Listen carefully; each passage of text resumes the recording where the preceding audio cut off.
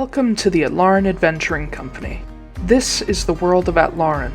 We've entered the early stages of an industrial age that has begun taming the wilderness across the world. And while progress brings solutions, it also brings new and more complex problems, and tends to pick at old wounds left unhealed.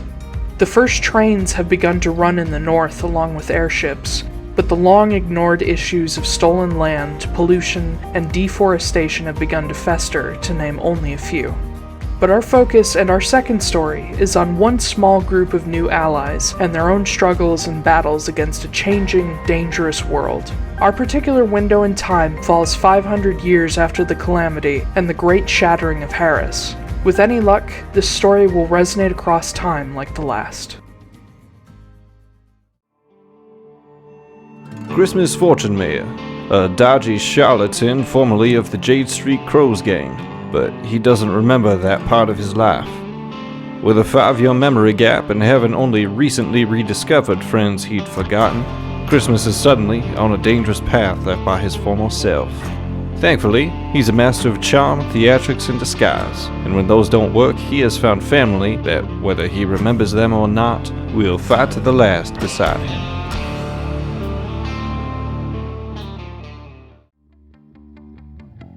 Magda Wrenly, a professional mercenary and member of the revered Taiylor clan of monster hunters. With a wasting curse weighing on her shoulders that can't be dismissed by normal means, Magda has been left to search for an unconventional cure. Now, she's found herself with a group of allies she didn't ask for, and friends whose love she doesn't understand. Years of dealing with regret, ill health, and distrust have left her slow to ask for help.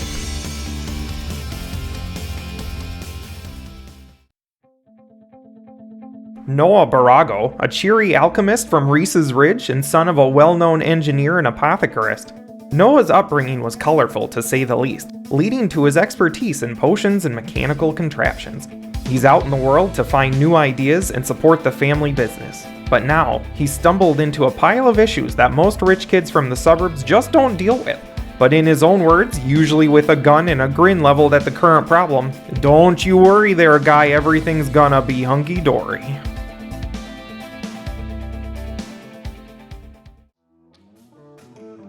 Foostrak Wildborn, a wandering warrior from the Nathar clan and student of the runic battle traditions of the Giantkin. Raised by folk who believed in the survival of the fittest, but refused to adapt to the modern world, Foostrak left the clan to seek outside knowledge to hopefully bring home one day. He is set on helping his people survive, even if they are stuck in their old ways and don't realize how badly they need his insight.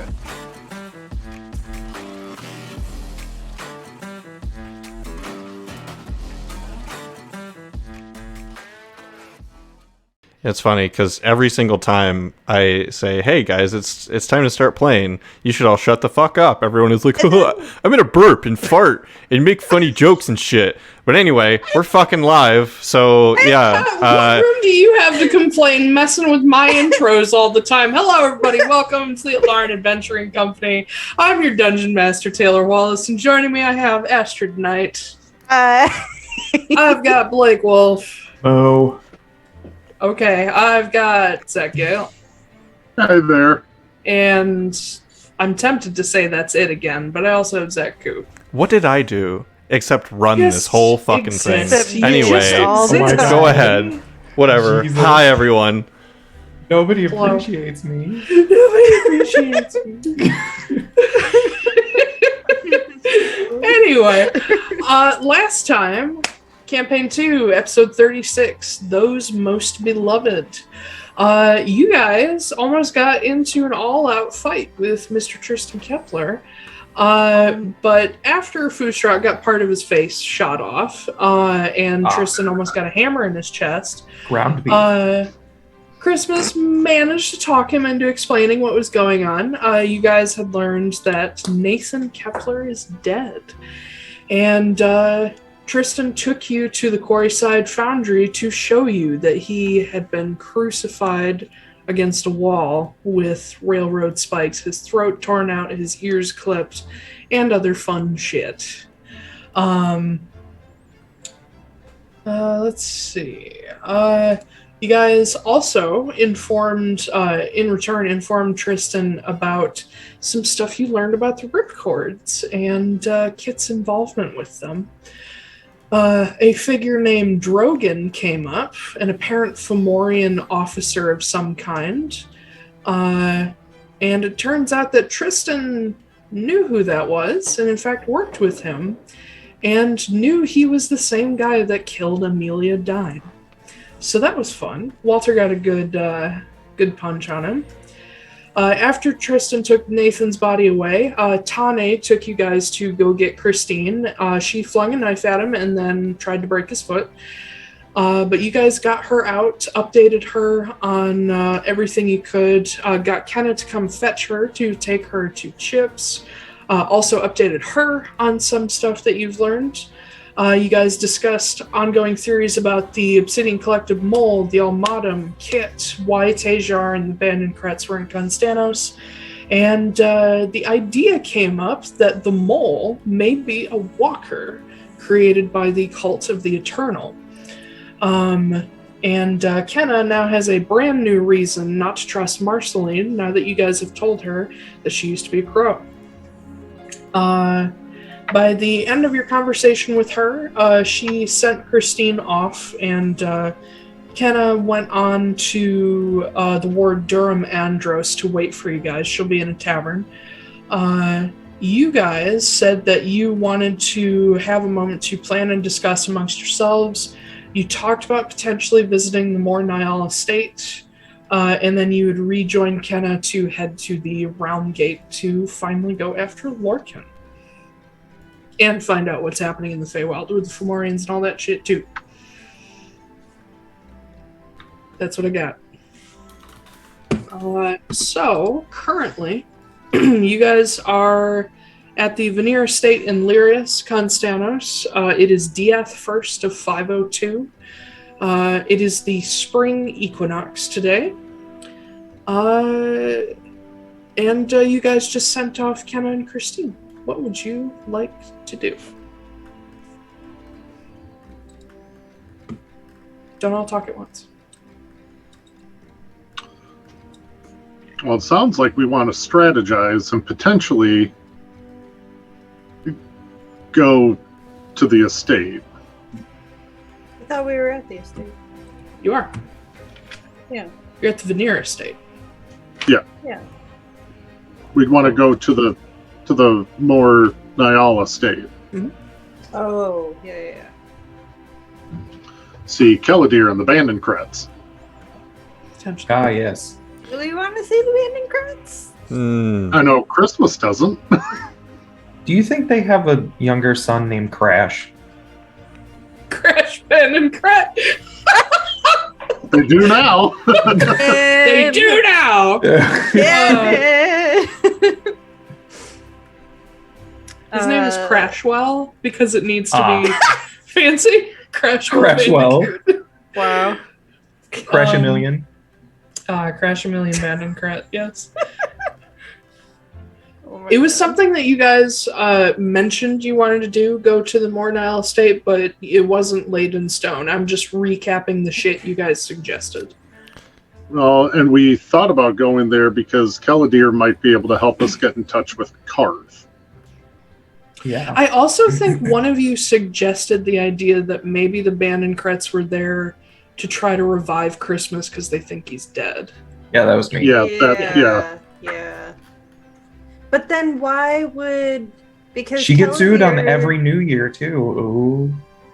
But also, Oh, Keladir has to vet, like, who she resurrects. Like, she does it as, like, this person is very important. So I don't think... No Guys are so offense, funny. Christmas, but I don't think Christmas is, like, that important. So, Offense taken. yeah. don't Unless know, the this- Abandoned Kretts are, like, helping out with something or, like, donating a lot of money, and that's you guys why... do know that They were are helping the AMC. there to help the Yeah. AMC, yeah. So maybe that's it. Maybe it's like, oh, you scratch our back, well, I'll scratch yours kind of deal. I don't know. Oh, yeah. I 100% believe that the collective can be bought. It's just I not believe always too. in money. Yeah. Sometimes it's in horses. Horses. Horses. You bring my son back, I give you many horse. So many horses. Many That's it. great horse. This one has wide birthing hips. So you get This even one more comes with horse. Thickly muscled. This one comes with built-in 5G. Ooh. And this one has stereo surround for good Ooh, but news. this one has iPad navigation. Sirius This one XM. has, and this one has cup holder. Just a cup holder. That's all it has. This one is Just a baby of dead those two, head. has GPS and cup holder. Oh, it's a standard model. Alright, this isn't getting us Okay. anywhere. So yeah, are we gonna go meet Christmas's parents then? I would Well- really like not to. I know I've said that already, and I will stress it again that these are people I don't want to get involved in my dealings with Tristan It and sounds Sav. like they're already involved. With what's happening with the AMC and Frosthold, yes. Question. Mhm. Would we know, like, if Keladir tries to bring somebody back to life and they're not dead, is that it? Like, is she used up?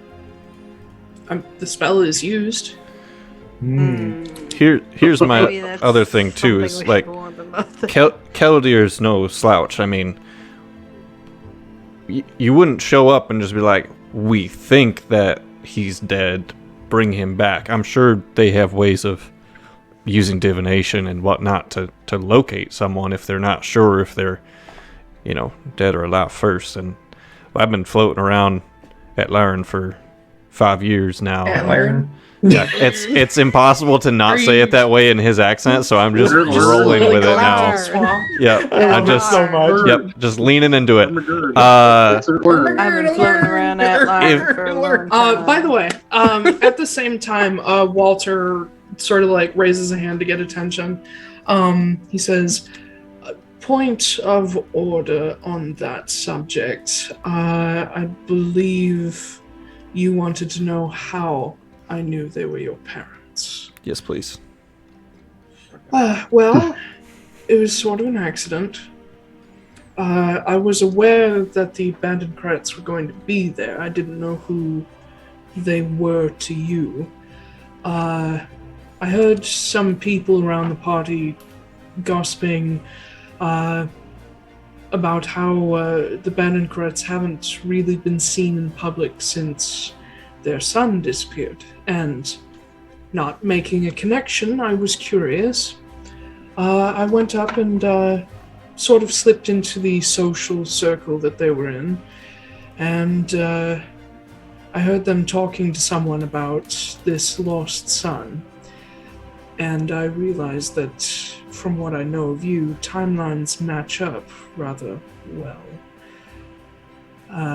And then when I saw your father's face, you look far too much like him.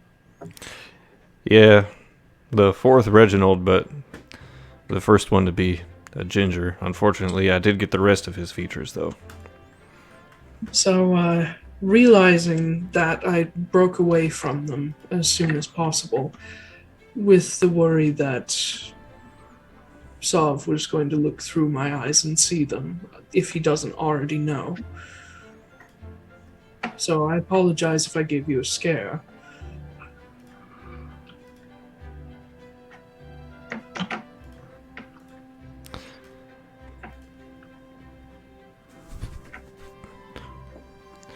All right, well, I guess everyone's looking at me, so I should probably make the decision here as to what we're going to do. We could also split up. I mean, That's Yeah, that really only worked in that one book by that one dude what, with all the what do we hope to gain all by the talking halflings to and the magic ring. Oh yeah. Oh, Oh yeah, I read that one.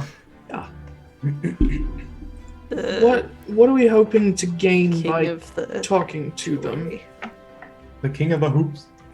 I ain't worried about the abandoned crets. I kind of agree with Chris. The further that they are from this whole crock of shit that we're in, the better, but Kennedy is kind of what I'm more worried about. We want to get Lorcan back. We know Karth has done it before. Perhaps Kennedy can get us in touch and help make it happen again.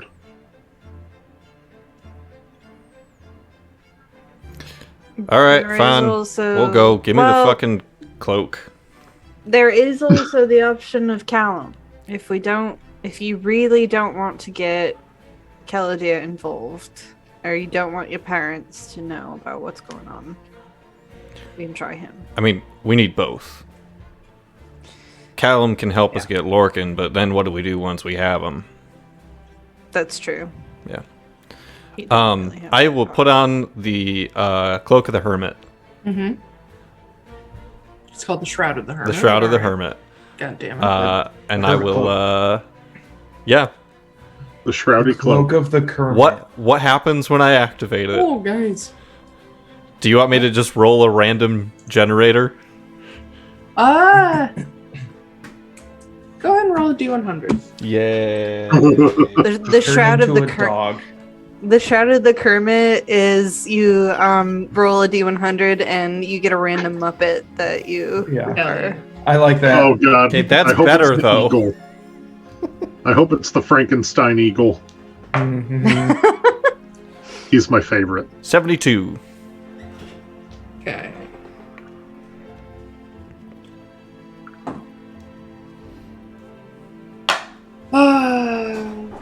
Yeah, you don't get to choose your appearance. I'm just gonna. No, that was my thing. I was like, I can just pull up like a random character generator. Oh, I already did. You did. Wonderful. Yep. You guys will see as he pulls this ragged shroud around his shoulders. His entire appearance and any items on him that you can see all shift to something similarly ragged.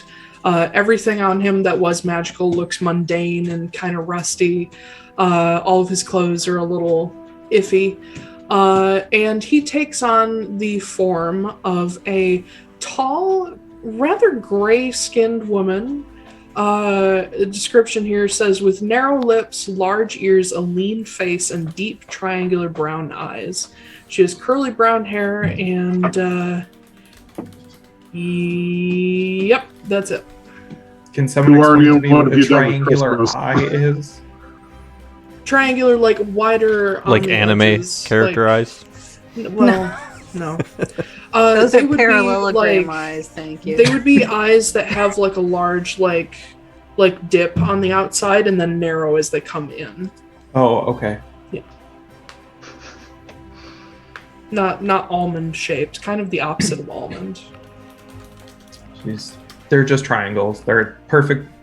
It's Equilateral Jesse and triangles. James from Yep. Pokemon. Yeah. Jack-o'-lantern Uh, eyes. Got it. Yeah, jack-o'-lantern eyes. Anyway. And then just like without even like changing a single way about how he talks, just well, Eh. we'll I guess I'll figure out the voice for this as we go along, but yeah, I guess we should go see. Yeah. I mean, your voice isn't like your normal voice anyway. You could just, No, he has a very posh accent. yeah. You could just be like, you know, a rootin' tootin' hot lady. With a smoker's voice. Yeah. Or I could just sound like you talk all the time. Well, that's not a very good accent. Honestly. I'm not gonna comment on that.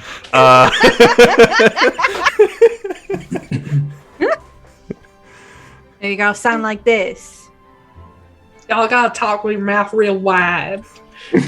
Yeah, maybe I'll take on the new my God. accent while we go meet your parents. Then I'll be like, "Oh, hey there, how you reckon?"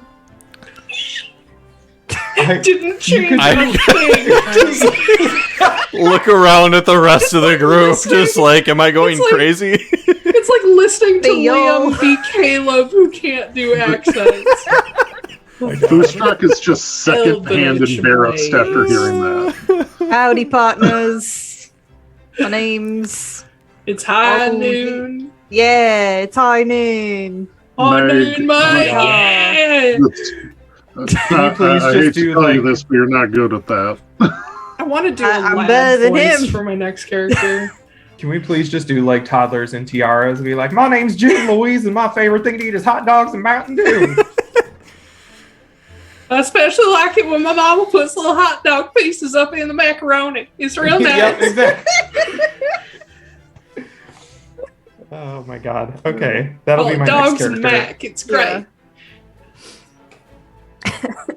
Anyway, moving forward. Yeah. June Louise. Okay. What are you guys doing? We're going We're going. Where? We're leaving. to the abandoned crets. The Keladir. Okay, so literally down the street. Yep. We're going Yeah. to the Beer Yeah. of Just down the Kells. street. So, with Christmas in disguise and Sala invisible because she's just real freaked out by everything that's been happening lately, you guys make your way down the street. Snaking its way. Head down the street in Lyrius to the same estate that Magda tried to get into and failed miserably because she said she knew the people with no proof. You guys find the smallest estate in this area, the Mornile estate, which has a sort of gothic style, small, not even manor, just like big house. Covered It in lace and has- spiders. What? So it's covered in lace and spiders. Lace and spiders and gargoyles. It is surrounded by a wrought iron fence with these sort of like spear tops, and has a large front gate that you see there are Lila Ritter guarding and some patrolling within the grounds. Most of the grounds are taken up by this extensive garden, mostly flowers, but some like food and like a tiny orchard. And there is a fairly large pond that you guys get a glimpse of that's in like the back corner of the estate grounds. But the main house is very like a nice version of the Addams family house, but small. Not that the Addams family house isn't fucking amazing, but that vibe. And as you guys get up to the gate, one of the Lila Ritter who's standing there is the same dude Magda saw the previous night. It looks like he's like getting to the end of his shift, and he's just sort of hanging out by the gate. And he looks up and sees you, and he's like, "Oh, great! All right, what's all this now?" Go get I hand fucking him- Keladir. I hand him my letter that I have from Keladir. Which letter is this? So I got a letter from Keladir regarding the Phoenix Yes. tattoo. And, like, it gave me information on it, but Mhm. I believe it also included on it, like, if you believe I can be of any other help on this, like, let me know, Yeah. that kind of thing. I hand him that because it's going to have her signature or seal or both on it to prove that we know her. Very good. Go ahead and make me a persuasion check with advantage. We also have Walter. We So do. What? Walter. Yes, you do. You have a Walter. Yeah, we have a Walter. So that is going to be a 17. Okay.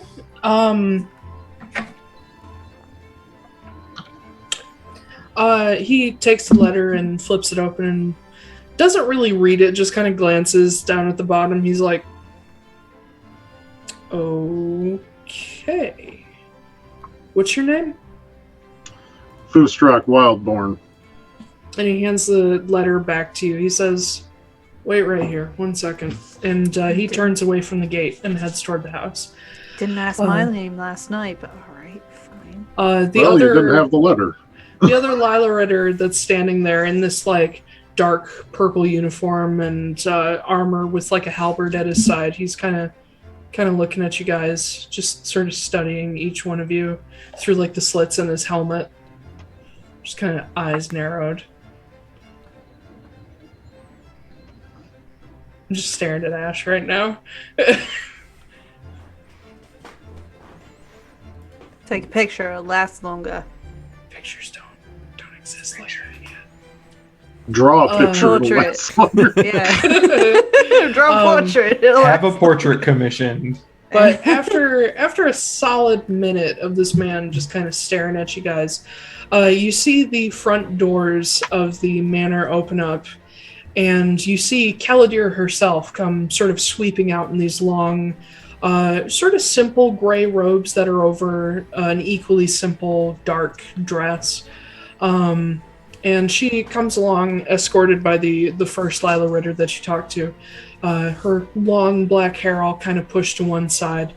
And she opens up the gate for you guys and looks over you all and says, I wasn't expecting you all. Is there something wrong? We might need to ask a favor, if that would be okay. That would depend on the favor. Well, you know kind of what we've been up to. One of our people ended up being taken, and someone you may know helped save him before, and we were wondering if you might be able to put us in touch.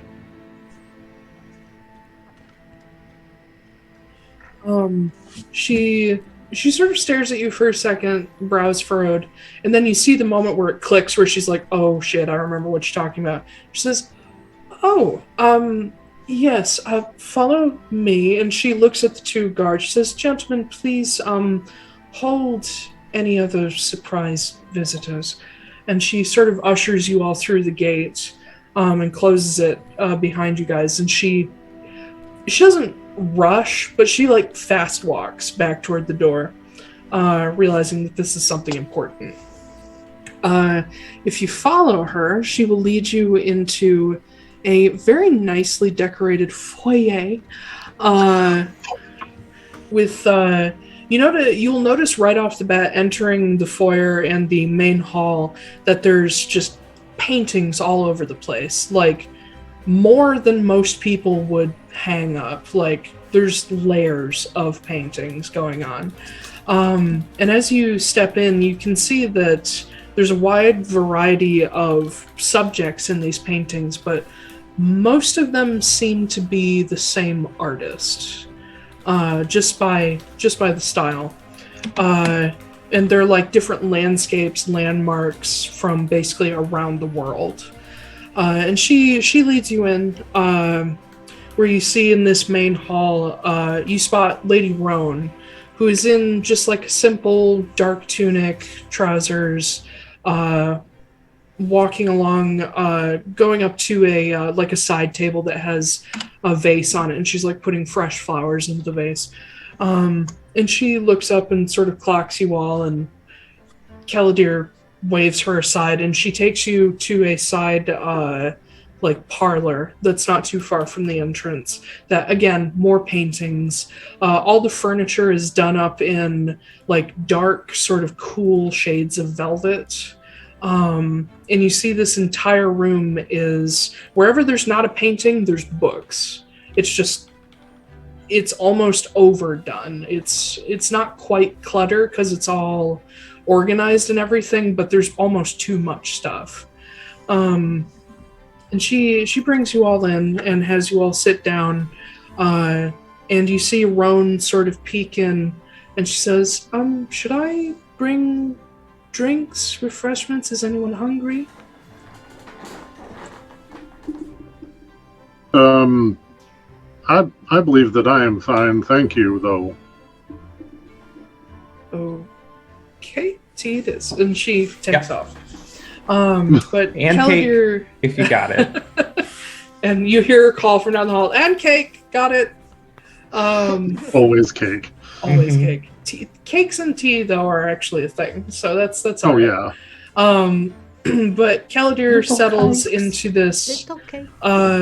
this fairly tall-backed armchair. She herself is pretty tall anyway. But she sits down and looks over all of you. And looking at Christmas, who's disguised, she kind of furrows her brows. She's like, and who is this? My name is Taiylor Trisrelai. It's very nice to meet you. I'm not going to remember that, but all right. I'll send it to you. Oh, God. Delora Say Trees alive. Daylara? Let me send it to you, and then you'll be able to see it. It's like DeLorean, but That's what it Dolores. is. It's yep. Dolores. It's Dolores. DeLorean Tristan Kepler. Yep. Dulara. Okay. Alrighty.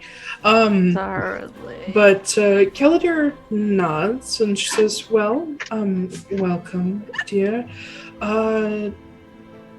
And she looks over the rest of you. She says, she's in on all of this?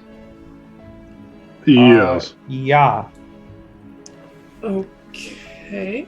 I mean, it's your missions and whatnot, so if you trust her, I will. The group needed a few different people to help them. Your assistance, but also someone who is a bit of an expert in the Feywild, so I was consulted. I see. And I take it your other allies are around somewhere? Yes, yeah, they're close, but had other business to take care of. All right. And they're just well, fucking around. I did kinda look at hear Christmas. some. I was thinking of reaching out to you, or rather, Roan was thinking about it, because of some interesting developments early this morning or last night. I know you all were at the gala, at least the dinner. I believe Roan saw you all there. Did you hear about what happened? What? Obviously not. What happened? It seemed I didn't know if they were referring to. I'll give you advantage because Foostrak is agreeing with you. I was gonna say it.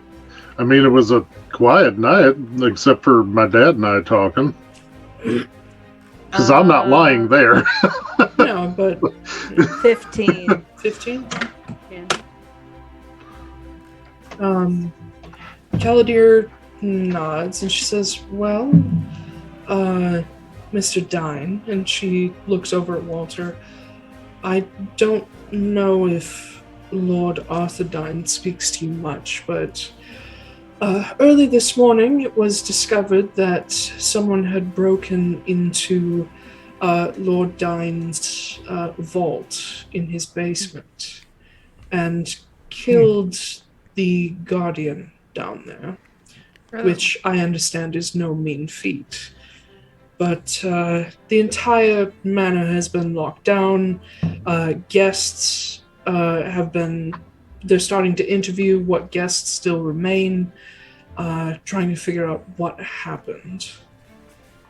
But it seems like nothing too, well, at least he's not telling us if anything too crazy happened beyond that, but it's suspicious, and I wouldn't be surprised if it were the work of the crows, considering how they dispatched that creature. But just something to be aware of. Yeah, we'll definitely keep that in mind. But about your friend, Lorcan, what are you all doing? You're planning to head for the Feywild? that certainly appear in that way. Kind of why we're here. Mm-hmm. You have the ability to contact the Reaper, Karth, yes? Sometimes. Well, it appears to be that Karth was the reason we ran into the actual Lorcan in the first place. Yes, I recall you dropped him in your lap. Yes.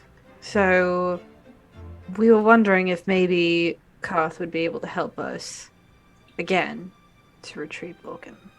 Well, considering it's an issue with Sov, I imagine I could get his attention, but I don't know how soon.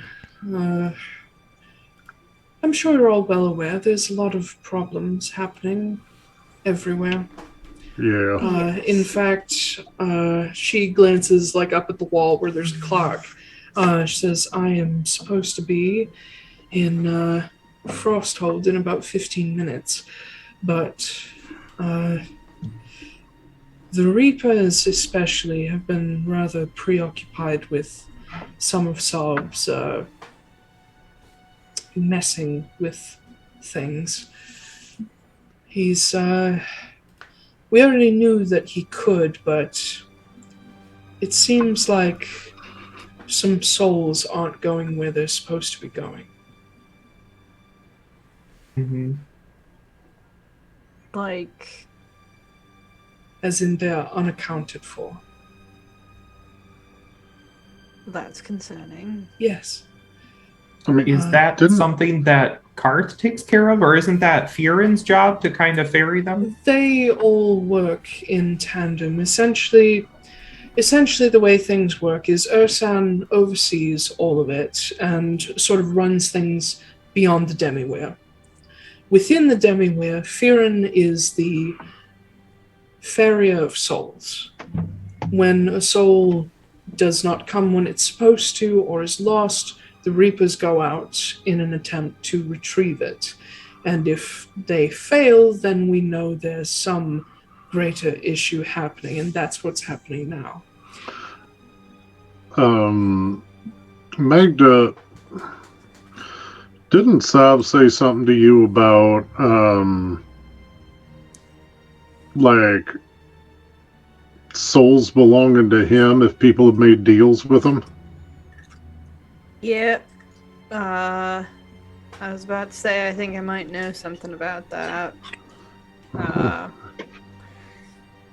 Yeah, if there's some sort of deal made between Sav and someone, usually they're not going where they're supposed to go. I don't know where they're going. I don't know if Sav has his own little plane or pocket. He does, yes. So that could be something. So the question then is, how is he circumventing Fiorin? Unless he has someone gathering these souls directly for him. I don't think that's one of the easy. What? You're saying one of the Reapers could be on his side then? I wouldn't accuse them of that, especially considering the immense deep hatred between the Horsemen of Urskar and the Horsemen of the Dissolution. They're literally each other's opposites. But how else would that work? I don't know. It's things like this, when they do happen, it's never the same answer twice. But there's also a million other things going on that honestly and unfortunately take more precedence than a few missing souls.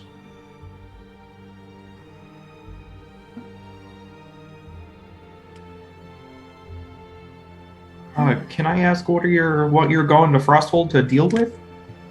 I'm joining in with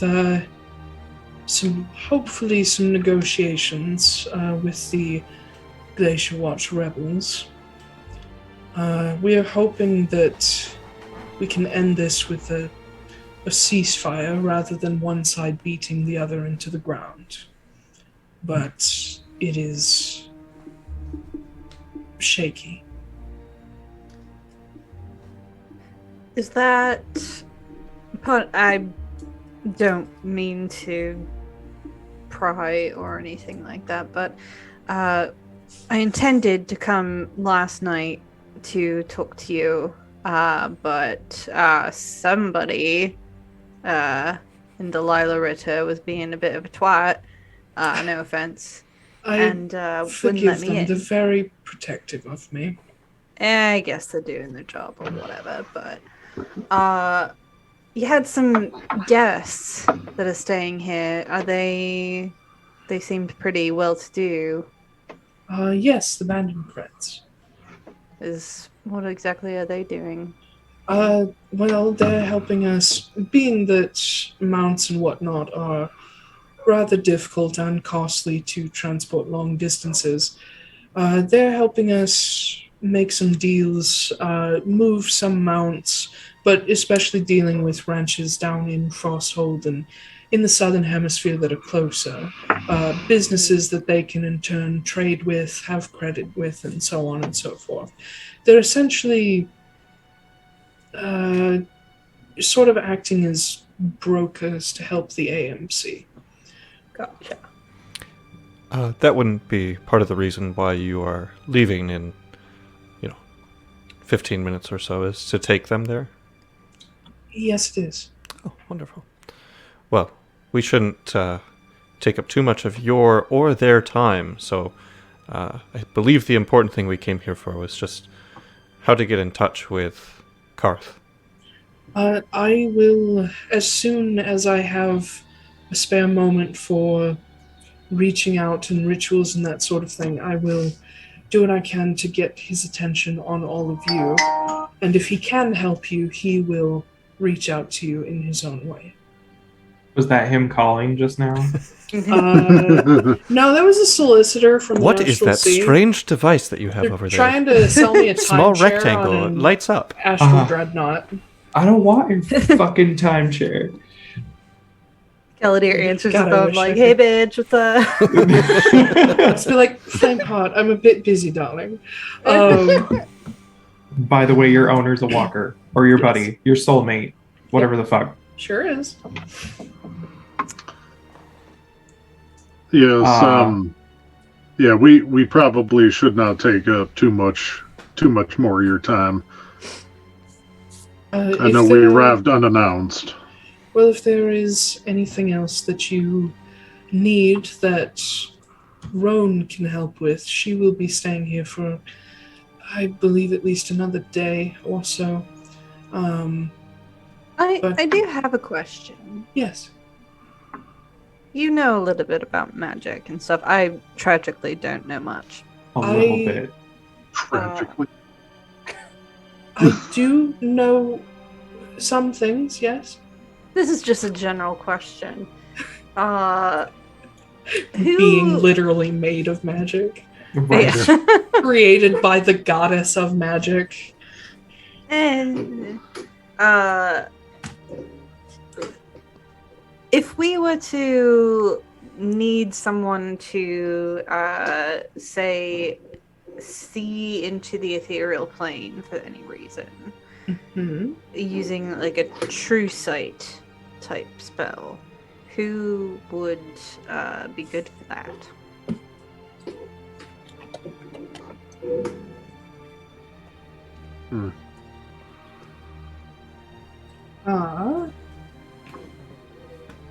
Well, I think most casters, they would have to be fairly adept, but most higher level casters should be able to do that for you.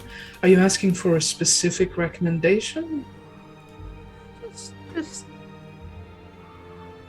casually curious. I mean, I have a general question. Here's a very specific question about magic. It's like being back at work. It's not very specific. I mean, practically any caster except druids are naturally apt at divination, but does that mean someone like you could cast that? Yes, if I have the notice ahead of time to prepare it. Roan could as well. fact, I'm pretty sure the only people who really can't are Kennah, Kit, possibly Arabelle. Just a general suggestion then. Next time you're in the room with all of the members of the Obsidian Collective, I was just about to say this. do that. Mm-hmm. Why? We have reason to believe that the mole in the Obsidian Collective could be a walker. I'm sorry. A walker? Yeah. And We're you not see certain. you see her like take a deep breath. Like there's a moment where she was about to panic. Bottle of that went away for later. Thank you for the warning. Uh, Who else knows about this theory? It's basically Kennah. just us. And Kennah. We told Kennah. Yeah, Kennah. Yeah. All right. We have possible reason to believe it could be Leon.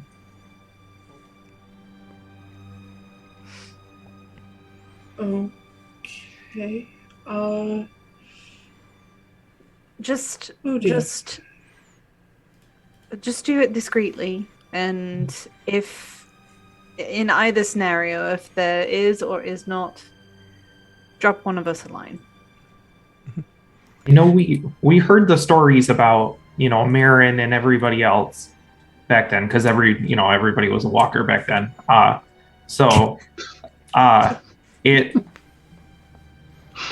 It's different this time. So he may not know that it even happened. And he may not be like a puppet like last time. He's just kind of being watched through. When would this even have happened, though? He would have had to have been killed. Probably before he joined the collective. Oh, and if you don't see that any of the other members are, don't panic. It just means that you probably are instead. I don't know about that. In which case, definitely still drop us a line. It's me! She has a very, very brief, just a flash of an existential crisis. Sort of like puts her hand on her chest. She's like, duly noted. I love walking up to gods and just ruining their entire fucking day. It's my favorite thing. She says, Here, have a small dose of mortality. See how it feels. Yeah. She's like, thank you, but I don't think I can take You're welcome. any more at this very moment. I have a very important meeting to get to. If you need anything else, please just don't do this to Roan. And she stands up and she walks out of the parlor. It might be Roan. Yeah. But shortly thereafter, Roan steps in with like a tray of tea and stuff. And she kind of like looks and she's like, did Caladia leave you? She said she had a meeting. Okay, I guess I'm the host then. And she sets down the tray. She says, how did you all enjoy the gala last night? Pretty great for the most part. Spectacularly. I wasn't there. I didn't go. Magda, make a deception check.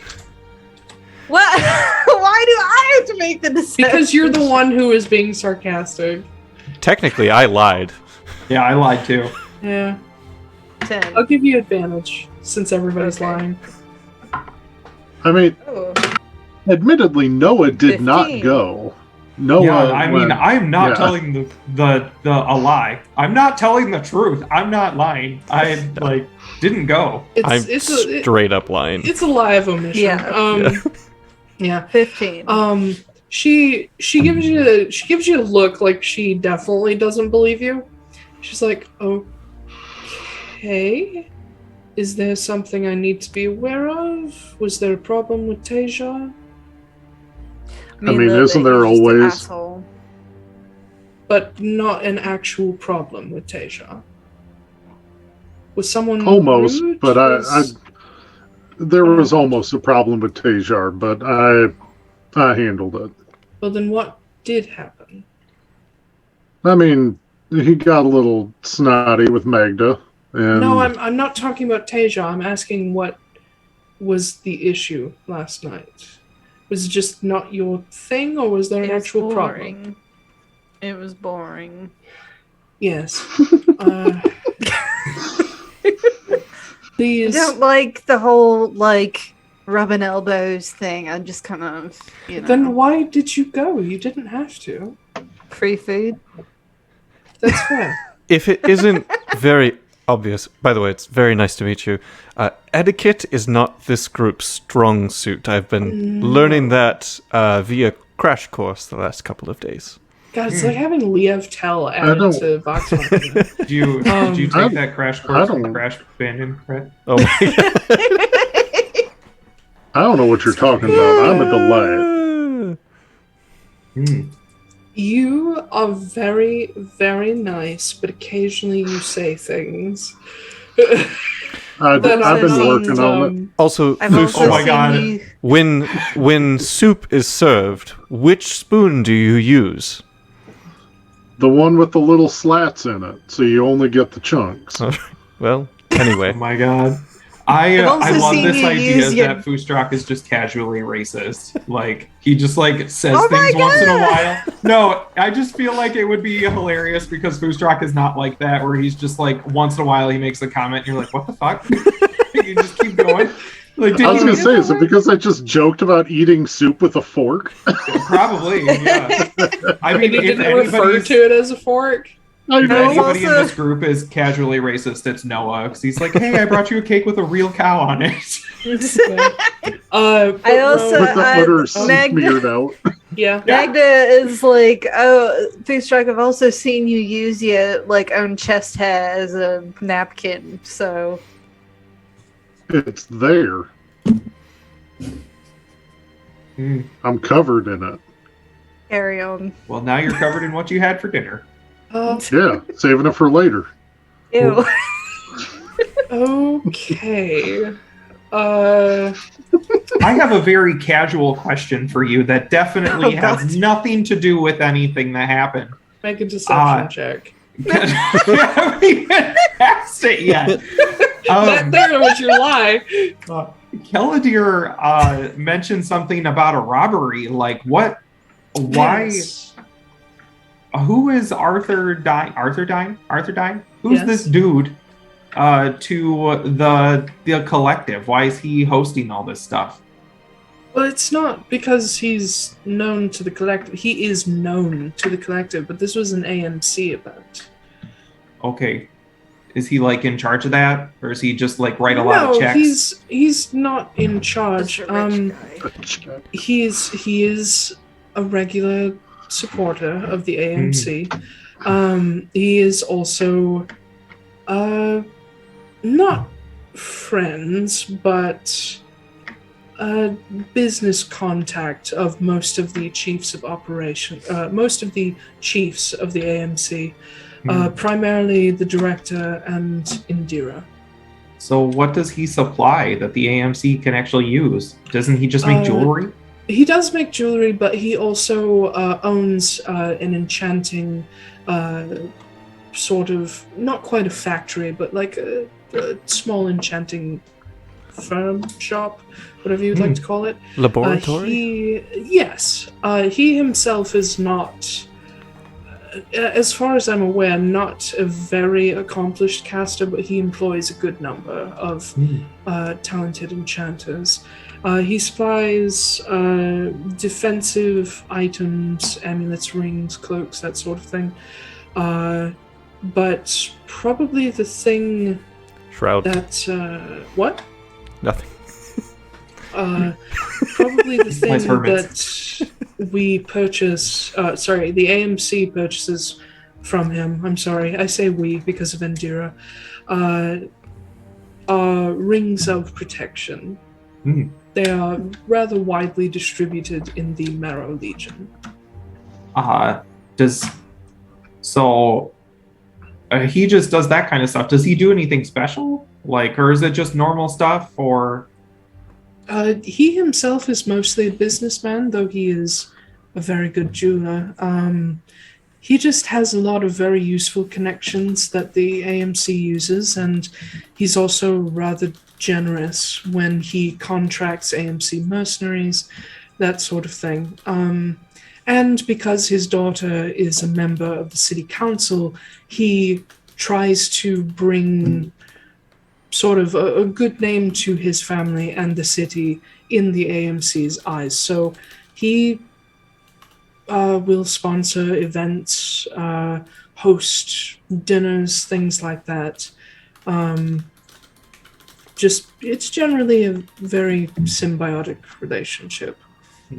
And he just asks for money in return, or does he ask for any special privileges or anything like that? Primarily, he acts as a sponsor, where he doesn't necessarily get money from the AMC. He gets money because the AMC is working with him and spreads his business by word of mouth, influence, that sort of thing.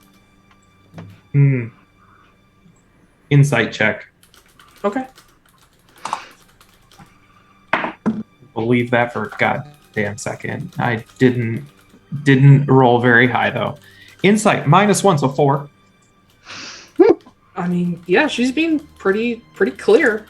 Cool. He acts as a sponsor, not as pay for my shit and I'll give it to you kind of guy. Though he does do a little bit of that too. Would Noah know about Lysander Courage? Yes. Okay. I will say that then. I'd be like, so he's just like the Courage of our age. No.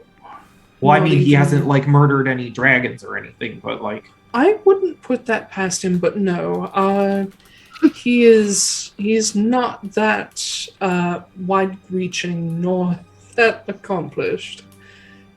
He is accomplished, don't get me wrong, but he's not Lysander Courage. I would like to make I don't know what you would call this, an internal insight check. Would someone who's not very accomplished have a giant lead-lined room that's protected by a dinosaur with a permanent gate to another plane inside of it?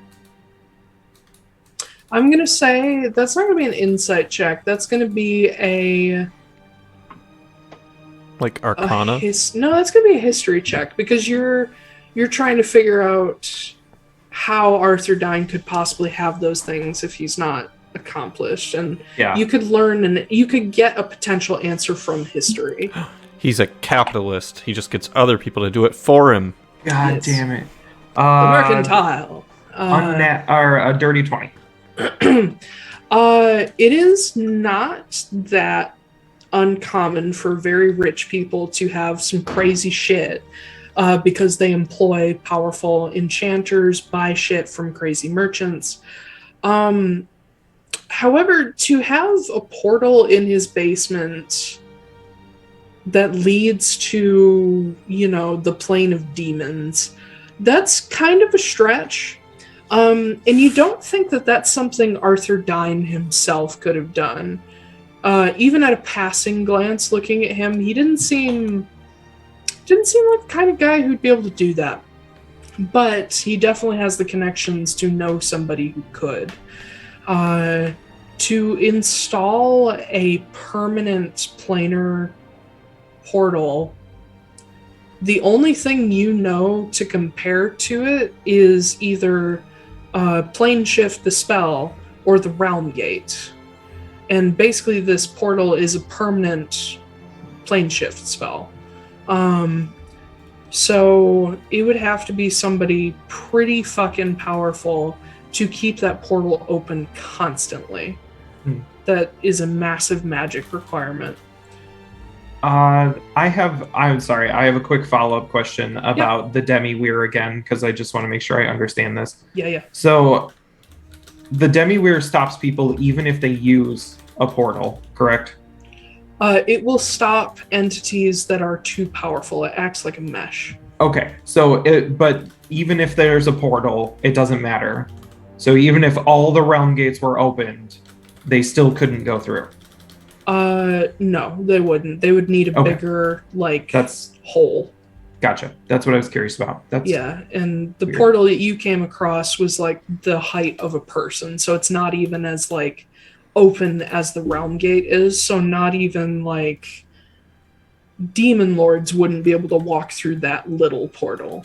Okay. All right. Do you, I'm talking back to her again. Do you know anything about the vault that was broken into? Not really. He sort of keeps that sort of thing private. I was honestly surprised that he hosted a dinner at his home. Normally, he doesn't even take guests there. All I know is it was down in the basement with his wine collection, and that's it. Well, I guess some people just need better security, huh? Well, considering what I know about the security he had, I don't know how much better he could have done. Well.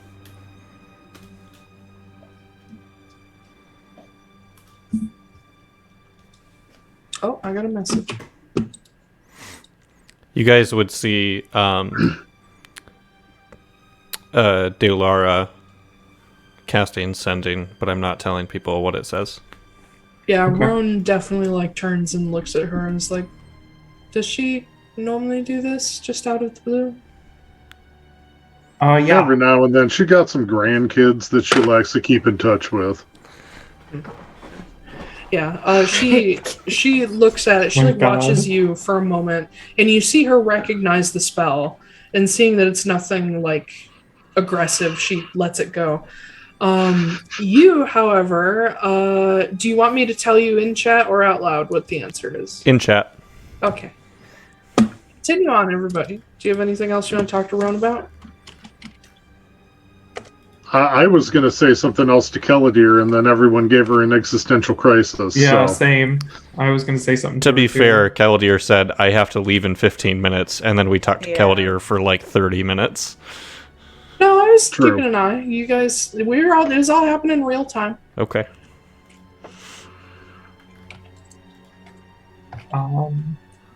Yeah. So, how are these cakes good? These cakes are probably good. Yes, they're very good. They're rich people cakes. Ooh, rich people Yeah. cake.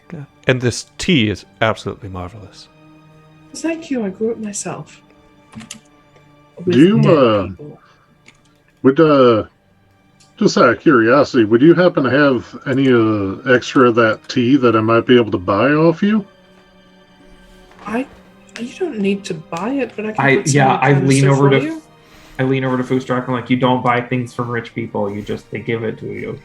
Well, I want to be respectful of the effort and make it yourself. Well, I'm sure you all know this, but Caladan and I usually don't go out in, the public eye nearly as much as we have this past few months. So I spend a lot of my free time in my wonderfully private life gardening. Let me go get that for you. And she stands up and heads to the kitchen. If you guys have anything you want to talk about away from her, you can. You still have telepathic bond, I do believe. Yep. Look over yeah, we do. at Christmas, and I'm just like, what was that about? I will wait until I hear what the reply is, and then that will inform what I say. I kind of add to the group as well. Should we warn Keladir not to use her resurrection spell just in case she's trying to use it to bring back Christmas? I kind of think that that's going to be telling. Yeah, I mean, Maybe we could just curiously ask, because it is the beginning of the year. Be like, hey. Oh, who are you bringing back? Do you Is have it the Bandit anybody in Kretz kid that's mind? missing? Yeah. I'll say this telepathically so I can switch back to Christmas's voice. One, we shouldn't assume that they are trying to bring me back. 2, I just checked in with Ross, and when we go to the Feywild, I know where we can meet him and kind of what steps we can take right away. Cool. All right. How are we getting there? Did we figure that out? Kennah is taking us through the gate. Oh, that's right. Yeah. Yep. She's Why gonna isn't get you she through back the yet? games. She's waiting for you. She's waiting for us. At the gate? Yeah. No. Well, at our old place. Well, no, actually, she gave us the name of a Oh my bar God. nearby. Oh, she did. She gave us the name of a bar. Yeah, which we didn't actually get, but we will. Yeah. It's the No, Shrinking Boney. It actually has a name. Shut up. it's the Bologna Express. It is in northern Durham, Andros. It is a tavern called the Avonfear Wake. Perfect. Mm. We shouldn't kill too much more time here. Yeah. No. Before we get to that bar, I also wouldn't mind stopping by a post office real quick. Or an AMC office. One of the two. We should probably just go then. Yeah. Roan does return after a moment with a little sealed tin canister that she hands over to Foostrak. She says that should keep you in tea for at least a few weeks. I take out my platinum teapot that I have. Apparently, according to my inventory, the tea set of wisdom. Yeah, we stole it. The house with the blood pool underneath it. Ah, yeah. Yes. And I bundle it up with all of that and then put it back in my pack. Mm-hmm. What you're saying is you flash the fancy teapot. Yeah, basically. Yeah. Yeah. Look at how cool I am. I have a platinum teapot. I don't know if there's anything special about that teapot, so if I show it and she recognizes it, that'll give me information on it. So, have you used it? Yeah. Okay. Yeah, I used it in Walter's mansion, just trying to brew tea that was like what I had in Volker. What if that's the teapot they used to kill impossible. Lee? What if that's the teapot they used to kill Leon Veneer? No, not hit him with it. They poisoned him, and then they were like, then I they was turned him about into to a say, walker. check for dried blood. Powder. Just gave him a good old dose of iocane. Yeah, there you go. All right. But yeah, Roan sits down in the seat where Caladir was. She says, "Is there anything else I can help with at all?" Or You're going to be heading down to Frosthold up here in the next day or so? Most likely, unless another fire pops up. I'll be heading down with Indira. Well, hopefully you have a safe travel and everything goes well down there.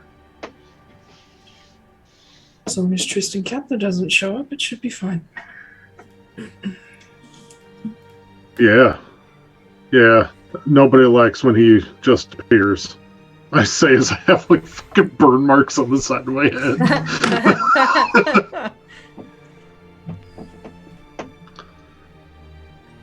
Anything else? Okay. I just casually, as we're walking out, be like, keep an eye out for those earth blood fountains, and then just keep going. Okay. As you guys all head out, a traditional Reese's Ridge farewell. Yeah, as you guys are heading away, you hear her kind of whisper to herself. She's like, "Oh, good lord, the people we work with today," and closes the door. Yeah, but you guys, we are fucking delightful. You guys, I never said you weren't. You guys start heading out of Lyrius toward Durham and Dross, unless there's any other stops you need to make, which I believe will be on your way. Yeah, I wouldn't mind stopping by a either an AMC office or like a post office. Probably the AMC office. Okay. Yeah, there's plenty of AMC offices in Constanos. You'll be able to pass by the one that's in Duramandros. Which, as you guys get through Lyrius and into Duramandros, you're getting into what is not the oldest part of the city, but like kind of medium old, like contemporary part of the city. I think that's the word. Yeah.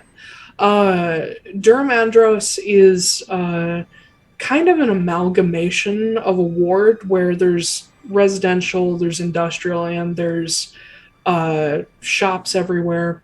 One of the most striking things that you notice is that there are a fuckload of like 1 or 2 person airships hovering over this section of the city, which those are still relatively new. But you see kind of like, think like Treasure Planet style, the little like skiffs that they had with the solar sails. There's stuff that's similar to those. That are like little skiffs with that have like they have sails that go out the sides to catch the wind, but they also have blimps on them, and then a lot of them have pretty powerful like miniature coal engines on them. So it's very steampunky. But heading through here, it's one of the busier sections as well.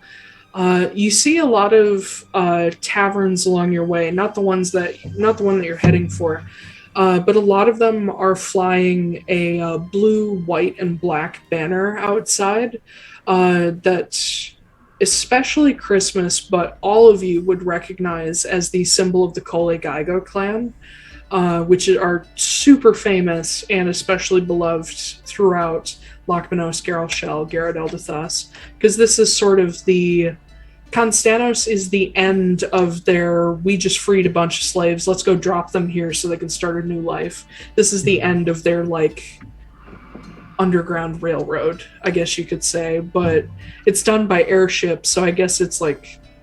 An above-ground railroad? A flying railroad? Flying... An underground airstream. Underground airstream actually sounds really good. Here you go. It's my new band name. Yeah.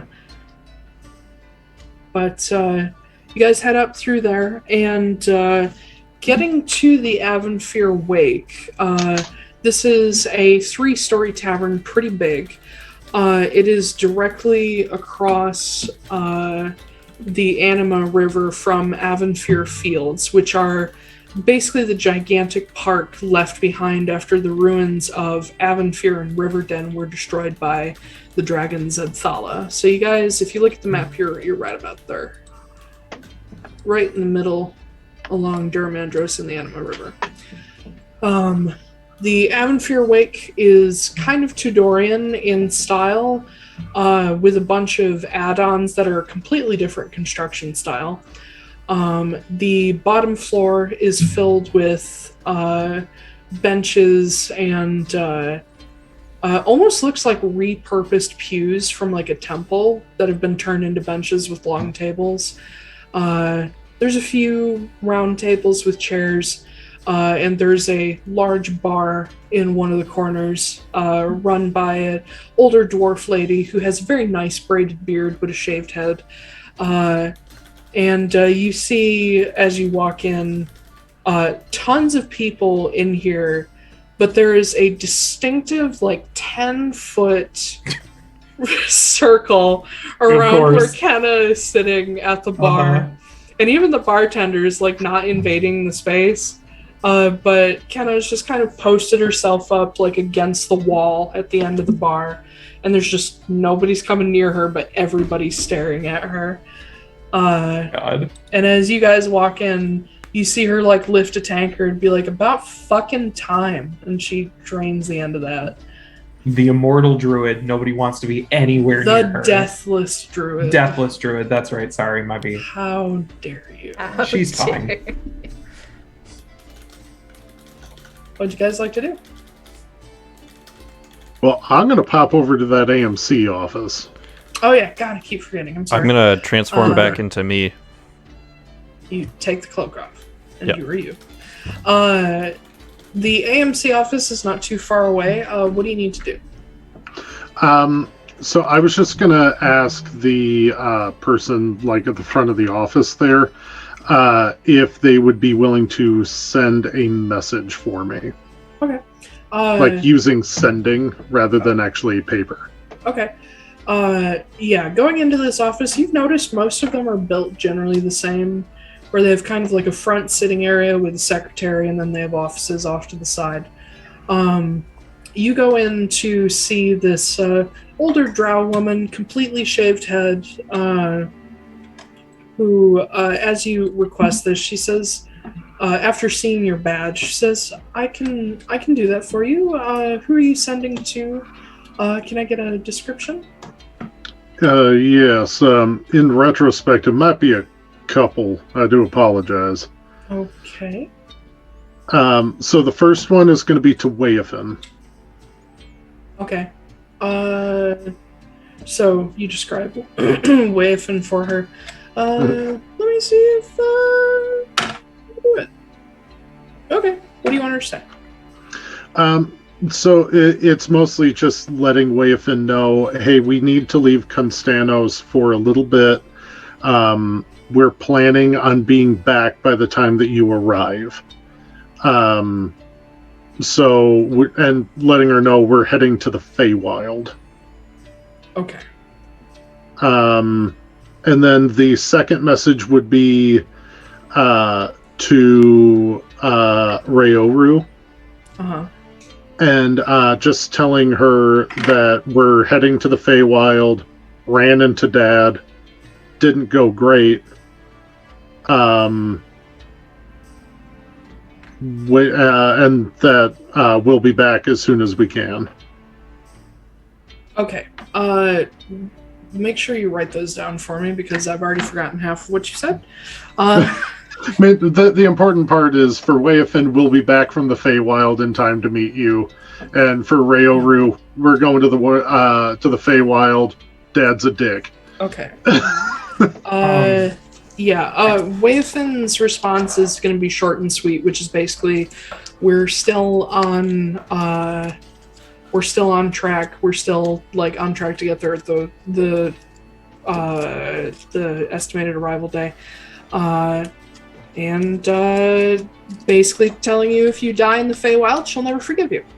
Yeah, that tracks. Rayoru's response is somewhat similar, but nicer. Says to the character that constantly tries to kill himself. Yeah.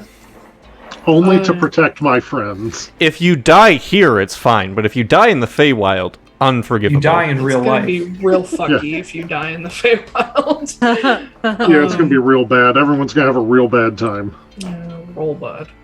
But yeah, Rayoru's response is kind of similar. Don't die in the Feywild. And she'll give you a quick update that she's working her way toward Garrelshell. Yeah, things are going just fine for her at the moment.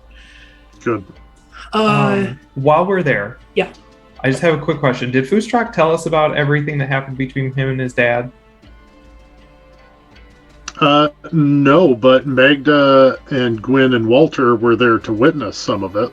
They were. Okay. Yeah. Have we heard about it? Nope. Were we there for the part where he said that he's gonna be trouble for you? This isn't the last you've seen of me? Yeah. Because I don't think anyone heard that part. Think so, no. Damn. Okay, I would have had something really good to do, but now I don't. Now I don't, because I don't know. Okay, never mind. I was going to send Taiylor a letter. I mean, yeah, I haven't said anything to anyone about it. I don't know if Magda would have said anything about it. I don't think Gwyn would have. Yeah, the only I thing you didn't guys hear know is that that. Taiylor talked to him. Okay. Yeah, I didn't hear that because you were too far away. Gotcha. No, the only thing you know is that he talked to him and then walked out and you said a thing and he couldn't match wits with you. I am going to lean down to the person who's writing all of these, doing the letters and sending them out and be like, so are these letters traceable? She's using sending for Foostrak's thing. I know, but if I wanted to send a letter. If you want to send a Vodro letter, yes, they are traceable to the office they came from. Okay. Are they traceable for who sent them? Your name will be on it, yes. Can we stop by a post office? You can. Okay, hang on, I gotta look at my spells. Noah's gonna get us all killed by my dad. No, not your dad. I have something better. Your mom. I am going to cast... Wait, do I have an item that does Disguise Self? I do not. Okay, I'm gonna cast Disguise Self on myself. Okay. Just so I look like a random... let's make it special. I'm gonna look like I'm gonna look like a little white Vixu. You know you can only drop a foot of height with Disguise Self, right? Yeah, if they touch me. Wait, no. It doesn't allow you to look smaller? Hold on. So a disguise self. I may be. Hold on. I may be mixing it up with another disguise thing. Shut up. Let's see. Make yourself, including your clothing, armor, weapons, other belongings on your person. You blah, can blah, seem blah. up to 1 foot You can seem shorter. 1 foot shorter. Okay, so then I'm gonna make myself just a regular old human dude in a Glacier Watch uniform. Hello, I am Bland Whiteman. Hello, I am Bland. Yes, hello, I am Chent. And I'm gonna. That sounds like a slur. It's a semi-regal thing, so it may as well be. I'm gonna walk up to the person doing the letters and just try to do like my best, pretty normal voice and be like, "Hey there, I need to send a letter, please." The halfling that is standing behind this desk looks up and sort of clocks you and says, "Oh, all right. Can I get your name?" Yeah, it's Richard Iglesias. Okay. And he jots that down really quick and he's like, "And where are you sending it to?" I need to send a letter to Arthur Dine. Okay. And he adds that. Says, I can grab that address. Is this going to be a Vodro post or normal letter? Vodro post, please. And if you don't mind, I would like to write it myself because it is of a private nature. Of course. And he hands you a sheet of parchment. Do mark off 10 gold for Vodro. Will do. Letter. Will do. The voice that you're doing sounds like everyone's impression of a white man. Yeah. Yes, I know. Where it's just like... Yeah. I am going to need you to make a performance check, just for fun. It's like British people Guidance? being like doing American I accents. myself for that. You can do that. Hello there, I'm going performance to go to work Hi today. there. Hello. I'm an Yeah. American man. Let me tell you about the training manual that we're gonna go through for the next 3 days. Yes, let me help you make money with my multi-level marketing scheme. Did you get one? Oh Oh, buddy. So your It doesn't matter accent- what the guidance is. Everything is just. your accent is wild. Mhm. It is precisely the "let us train you today" kind of thing, and the halfling is just staring at you as you talk to him, just like, what the fuck? But he is basically good. You see a look cross his face of "I don't get paid enough," and he just gives you the paper. Okay, so I write down on the page. Mm-hmm. I'm just gonna write down, to Arthur Dine. Your dinosaur was a bitch. And we know what you're up to. Oh. And I'm also gonna add, we are always watching. And I'm gonna put love the people who took everything you care about, and then send it. I'm gonna seal it before I give it to them, and then I'm gonna watch them like send it off or whatever. Wow. Uh-huh. Wow. I really dislike this guy. I need you to make an Oh my intimidation check. Can I guide myself? Through Yes. writing. Coop, who did it better, me on our Wednesday campaign or Ben just now? No.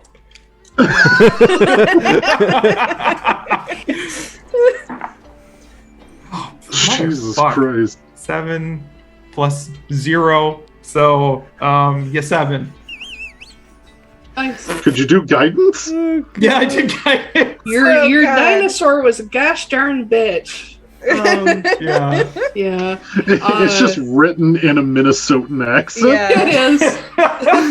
Even spells out. He even gets it spells and out starts like lots of reading rumble. it, and it's like, why am I automatically going to this voice while I read this letter? I don't understand. It sounds so familiar. Yeah, he will send that off for you and be like, anything else I can do for you, Mr. Iglesias? No. That will do. Thank you for I am your that will time. do. No I am periods.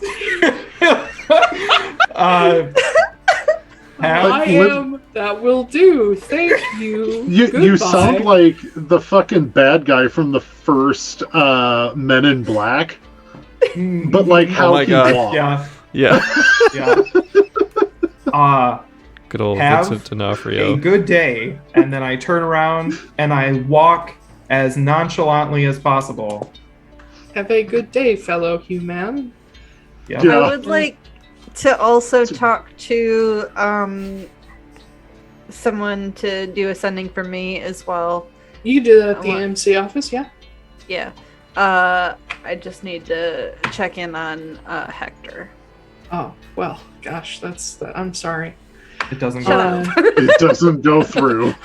Shut up. Yeah. What do you want to say? Hi, Hi, Dad. Hi, Dad. It's me. No, just My like, car broke down. I need money. yeah. I don't know how to change a College. tire. I do know how to do that. That wasn't me in college. Just hi. We're in Constanos, but we're about to be going somewhere where we might not be able to get contacted. Are you doing okay? Did you arrive? All that stuff. Okay, she can condense that down. Yeah. Yeah, you see her this drow woman send off the message, and after a moment, she will relay to you that Hector has reached Hjolmanir. He is staying with oh god. I don't remember her surname. He is staying with a lovely group of people being hosted by a woman named Harren. And yeah. Lynn Skjor is looking after him. But everything's He's fine. staying with Gwen's family. Yeah. Gwen Harren's daughter, her mother Harren is... I forget her last name, but yeah. Yeah. But yeah, your parents have met. Yay. Yay! I haven't even met the in-laws yet, so What if they start dating? That would be weird. I was That's literally awkward. thinking it. I mean, Gwen's mom is Polly. She's got 2 tiefling partners. Mm-hmm. No, we Ooh, don't yeah. need it to be like a Good thing she's literal resistant to sister cold wives type What? situation. Sorry? We don't need it to be a literal sister wives type situation. Why not though? They're old. They can do whatever they want. They're not gonna have kids. Yeah. What's up, stepmother-in-law? No, I mean, Gwyn and I. Yeah, Gwyn and I would be the sister wives. No, I know. They're old. It doesn't matter. Wait, it's stepsister wives. That does make it less creepy. And you didn't grow up together. I guess. Yeah, and then Sala will be your sister too. Yeah. Adopted sister-in-law. Fine. Yeah. family You'll be dynamics related to complicated. Christmas if they get married. Yes. But yeah, everything sounds like it's going just fine for Hector. And he loves you. Yeah. Aw. Aw. To the bar. To the bar! Well, I've already told you what's at the bar. We're at the bar. Now you guys arrived. To the bar. We've arrived. But yeah, Kennah's just got this radius of people who won't approach her. But you guys step in and join her, and she's drinking something, but it's not too heavy. She's just kind of getting in a breakfast beer. / lunch beer. Living that best life. Yes. Poppy IPA. Living the Mamrie Heart life. Just has a fried egg on the top. Gross. It's brunch. I mean, it could just be a Bloody Mary. That's basically breakfast. It's true. Yeah. And also indigestion. Yeah, you guys go in and join her, and people stare at you guys too because they're like, "Who the fuck are they?" We're the business. That's what it is. Yeah. But Kennah looks at all of you and says, "You done fucking around?" Yeah. Like, in general, or Think of- specifically right now? Specifically right now. Yes. Because I know Also- you'll never be done fucking around. Yeah, and I don't know about fucking around. I was sending a letter to my wife. They were giving people existential crises. Yeah. It's just... Yeah, fucking around. I kind of lean in close to her and I'm like, I sent a letter to the guy we robbed last night. You shouldn't say those things out loud. I'm You sorry. said the quiet part You out did. loud. You did. What? Huh? Yeah. We should go, you guys. Where are we going? Yeah, let's walk and talk, shall we? Yeah. You know what? I'm at the point I just don't even question it anymore. I should have expected that would happen, if anything. You But know, okay. if I could Vodro post a pipe bomb, I would have done that. But Was it like, did you leave something technically you cool, can. like a calling card? Like, are they gonna?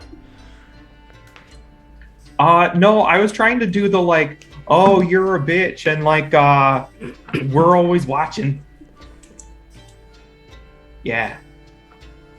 So I it should have wasn't. signed it with something cool though. Like we could have been like, you know, instead of the Quarry Butcher, we could be like the Quarry Fuck Arounders or something. Quarry fuck-arounders? The Dino Killers. The fuck around and find outs, because that's what we do everywhere we go. That's true. Honestly, Yeah, the that's the FA. party There we go. name right there. The Yeah, fuck there we around and go. find outs. The fuck around and find out. The problem is that when people fuck around, they only find out how friendly we are because we make them That's our true. friends. No. I'm Yeah, you saying guys were supposed we to go fight. fuck around No, and find we out fuck everywhere around we go. And then we find out. I was Yeah, but literally we could just shorten telling, it to the fuckabouts. I was literally telling the boys about this. I was like, oh, we were like, hey, this guy Walter sure is a dickhead. Now we're friends with him. We're like, hey, Yeah. what about the guy that's trying to murder us? Friends. Like, Yeah. it's just like, Yeah. hey, what if you Just don't kill make us? friends. And then now we're buddies. Yeah, but that's hate literally it. why I I hate put that. it. Why I put the negotiators by fist or friendship. Yeah. Oh Because like I set up for like some battles, and then somebody rolls a fucking 30 on persuasion. And it's like, God damn it! We need to just talk to Sav. I think we can be friends, No. you guys. Sure. I don't think that one's gonna work. Maybe he has like a past that we just need to dig into He and has tell a him that past. we care, and then it'll be fine. It'll be We just just like have Walter. to find this weak spot. We should have done that with Alarka, honestly. Yeah, I mean, Yeah. be like, Just oh, just hug it Bubby, Hey, bud, you're it's just okay. feeling spicy today. It's okay. Oh, all bud, you have just big got spicy feelings. butt. It's fine. It's fine. You'll be okay. Shouldn't have had so much Buffalo Wild Wings last night. Yeah. Yeah, Made you a cranky boy. Yeah. My God. Anyway, Uh, so Kennah finishes her drink and gets up, and she says, "All right, so we're heading to the Realmgate." yeah. Yes. Yeah, that sounds about right. Okay. Assuming and you can get us through it. We'll see. Aren't you like a god? Like, come on. No, I am not. Oh, that's right, not She anymore. used to That's be. right, you lost all your powers. I forgot.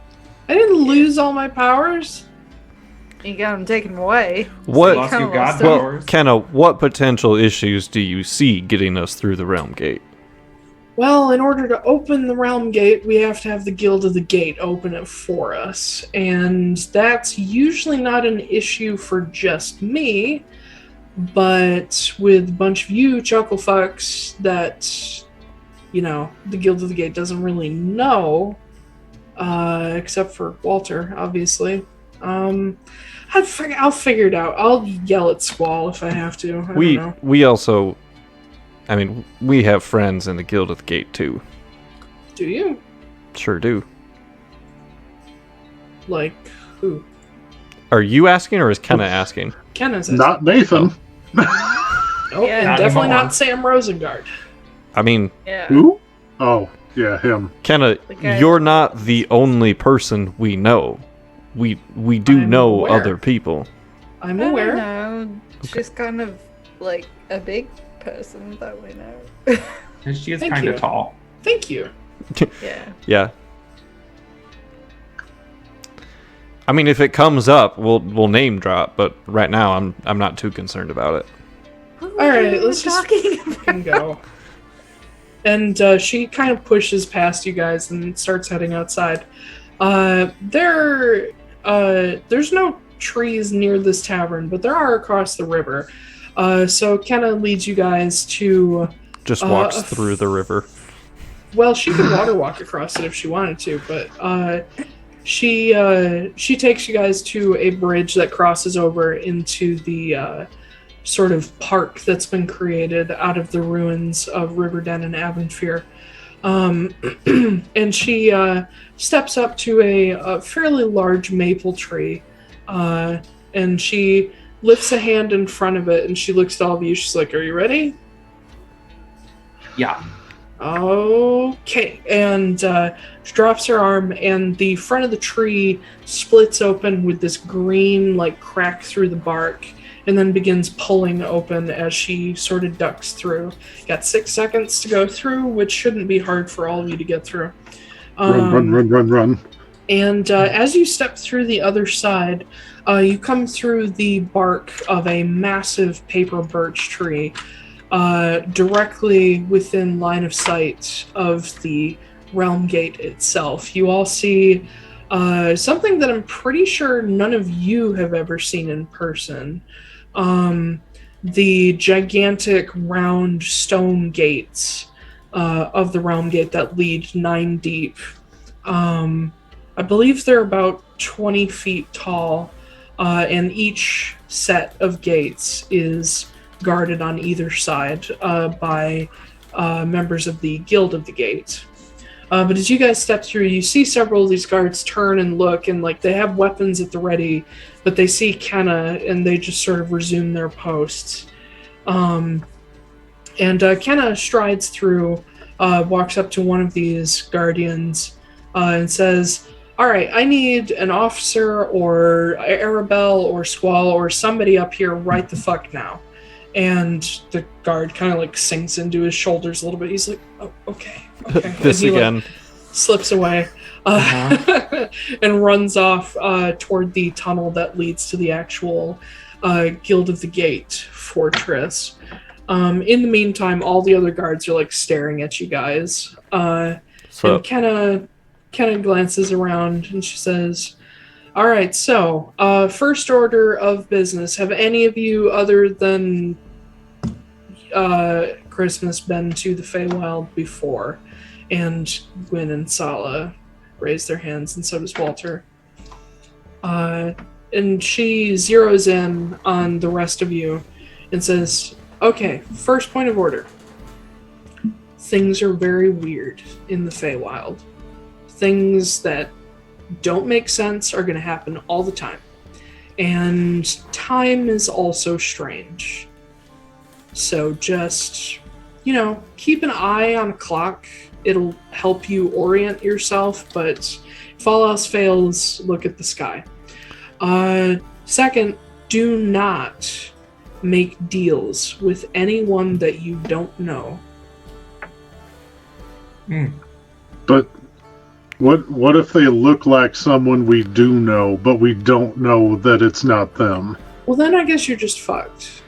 Yeah, and by the way, folks, this that pertains to more than just a strict arrangement, and even more than just what Magda has going on.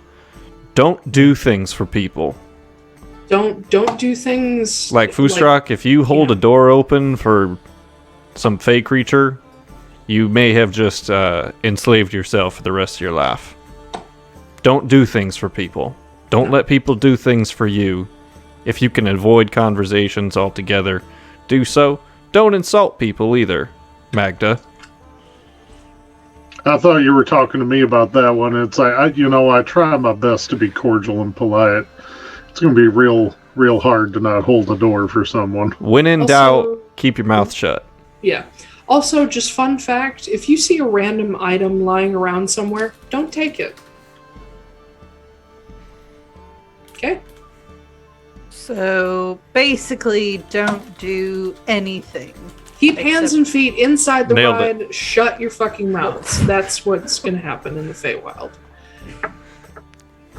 But I know that since you guys are trying to go after Lorcan, you're probably going to need to know how to find the Sealy Court. Probably going to need to know how to talk to people like, I guess his mom is somewhere, his sister's somewhere. I did a little bit of my own research, but most importantly, you guys are going to want to watch out for Fomorians. You're going to want to watch out for the crows, unless you did manage to get Tristan to be nice to you somehow. And, what? Yeah. Would Foostrak know what a Fomorian looks like? Make a history check. Because I don't think he would. Oh, with this roll, I might. History. 13? You don't know what they look like, but you have a rough description that they're generally ugly giantkin. All right, well... That's not true for all of them, but generally speaking, giantkin that are fey in nature. Oh, Alrighty. by the way, some other just general... you know what? We probably should have had like a... Load it on. Yeah, we probably should have had like a whole like meeting and told people this shit, because God, we're so fucked. Yeah. Sorry, you're all so fucked. Don't share your full name with people. Looking at you, Foostrak. If you do need to pay a debt to someone, just give back what you owe. Don't tip people. Don't overpay for things. That's a mistake. Don't accept gifts. I love the Feywild. Don't ever thank a fey creature. If you say thank you, you probably... Yeah, I know. You probably just bought yourself into some kind of deal. This is where I die. Yeah. I'm gonna end up accidentally making like 14 fucking deals, and I'm gonna have drawn and quartered. I would like to personally apologize to all the fey creatures watching this stream. Yeah. These are terrible stereotypes. Don't step into fairy rings. Don't speak the names of children. And you can eat food and drink if they're offered to you, and you are very clear that it's just for consumption. But if you take food or drink without it, if you do that uninvited, you're welcome in trouble. Those are probably the only things I can think of off the top of my head. There's just we're fucked. Sala, who would have reappeared when you guys got to Kennah, she also leans in. She says, and if you hear things in the woods or you see something out of place, ignore it unless it's getting closer. Don't go toward voices. Don't go toward mysterious objects or lights. Yeah, I already did that closer, once. I ain't doing it again. If it's getting closer, then run.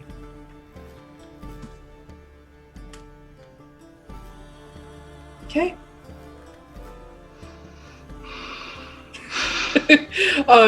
Magda, you'll feel Gwen's hand on your shoulder, and she leans down. She's like, I've got you, don't worry.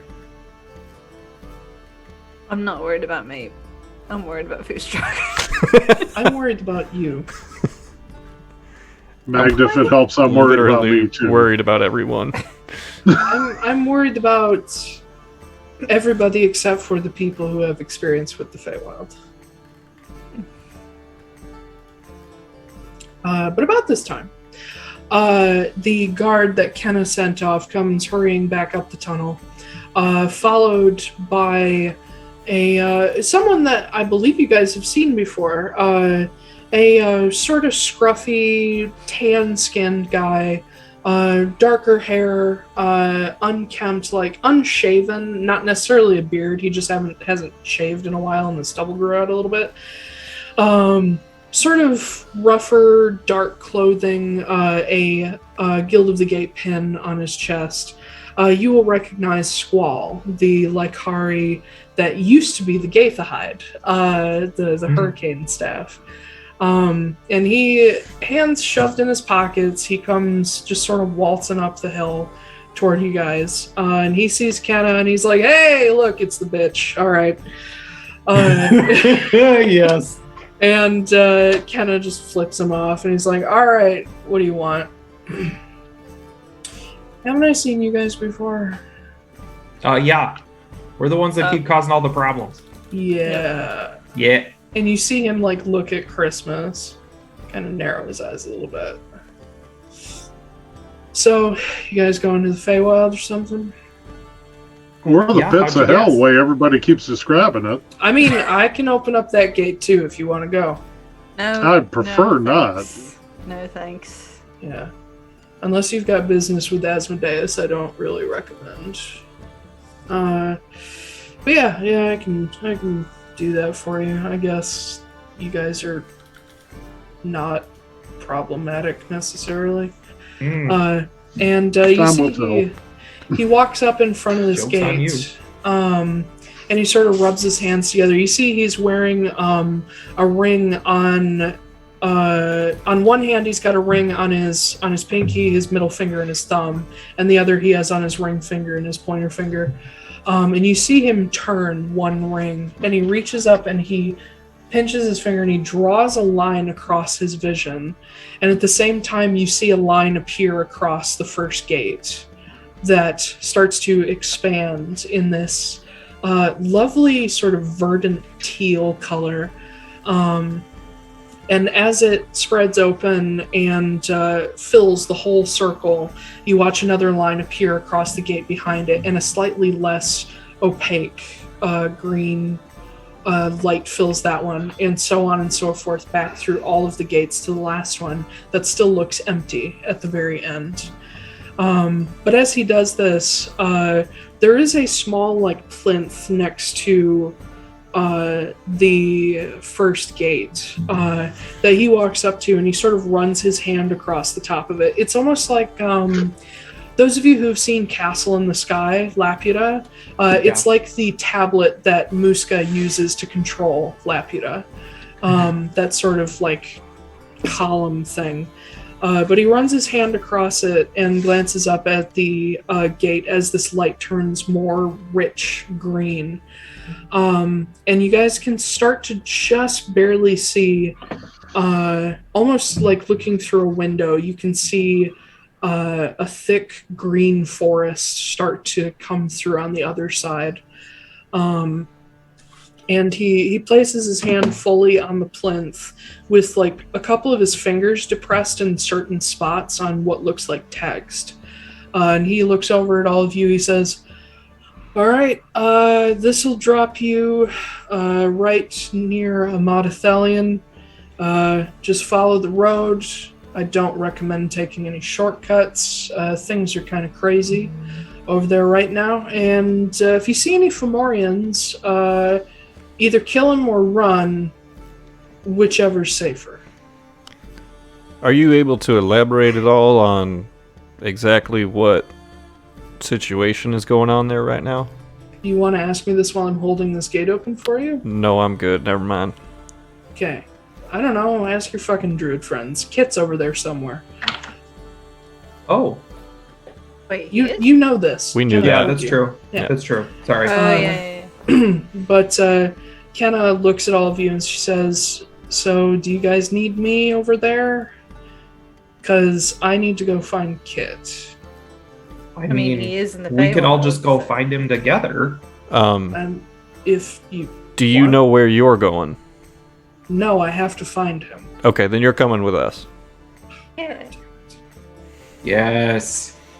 Bring the mouse god. Why am I acting like I need to listen to you? What the fuck? I guess we are kind of going to the same place. Yeah, Kennah, do you want to find Kit? Then you're coming with us. I can find him myself. Anyway, and she turns and just starts walking toward the gate. And as you all sort of file up to it, Squall shouts one more thing after you. He's like, "And don't touch dead bodies." Is that... Seems There's like so many rules stuff here. I wouldn't do.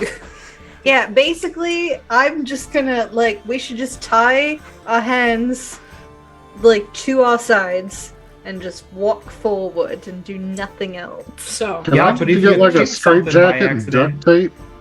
you guys enter the Feywild. What if you kick a flower by accident and it curses You're you for life? fucked. Everybody going in? Any last hesitations? Not even a second's hesitation. Now, I'm staying over here. Are you I'm sure? gonna go. No, Are you sure? There's definitely some hesitation, but Foostrak will go. Okay.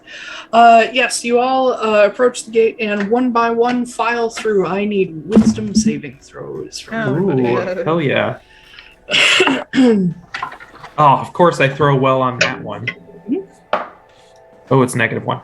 18. I didn't. Where's my sheet? 4. 8. 15. Well, it was fun, you guys. Yep. You got torn Guess apart this is and not eaten go by the crazy. Realmgate.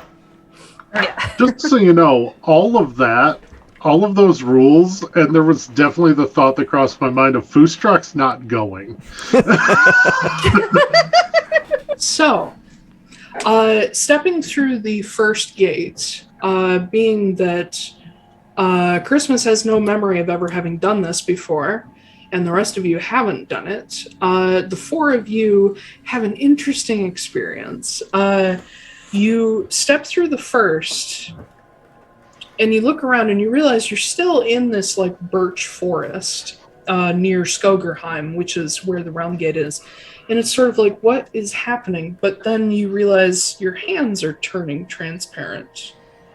Mm-hmm. And you pass through the second gate and you get a little more transparent, and the sort of forest around you starts to almost fade into this darker green forest. And the more gates you go through, the more you start to almost disappear and your surroundings change. And then you hit the middle gate, the fifth gate, where the further you go, you start to regain your sort of opaqueness, and the surroundings continue to shift.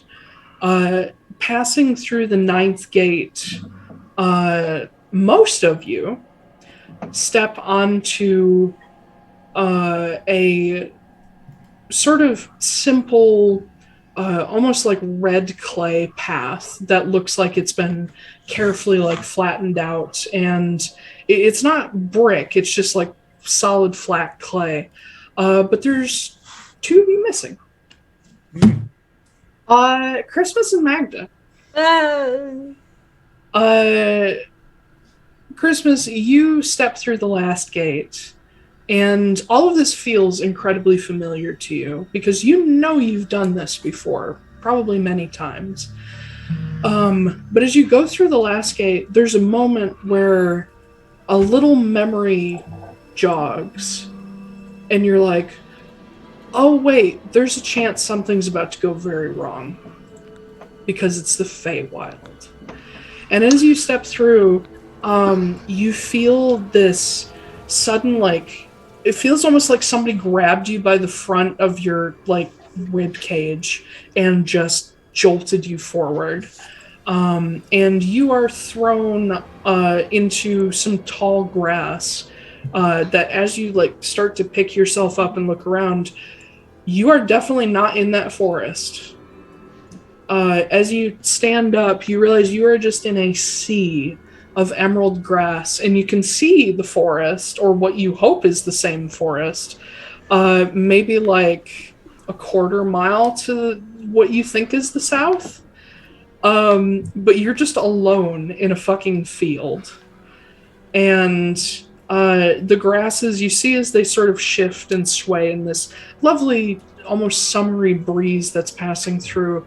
When they catch the light just right, they shift into almost purple, and then back to green.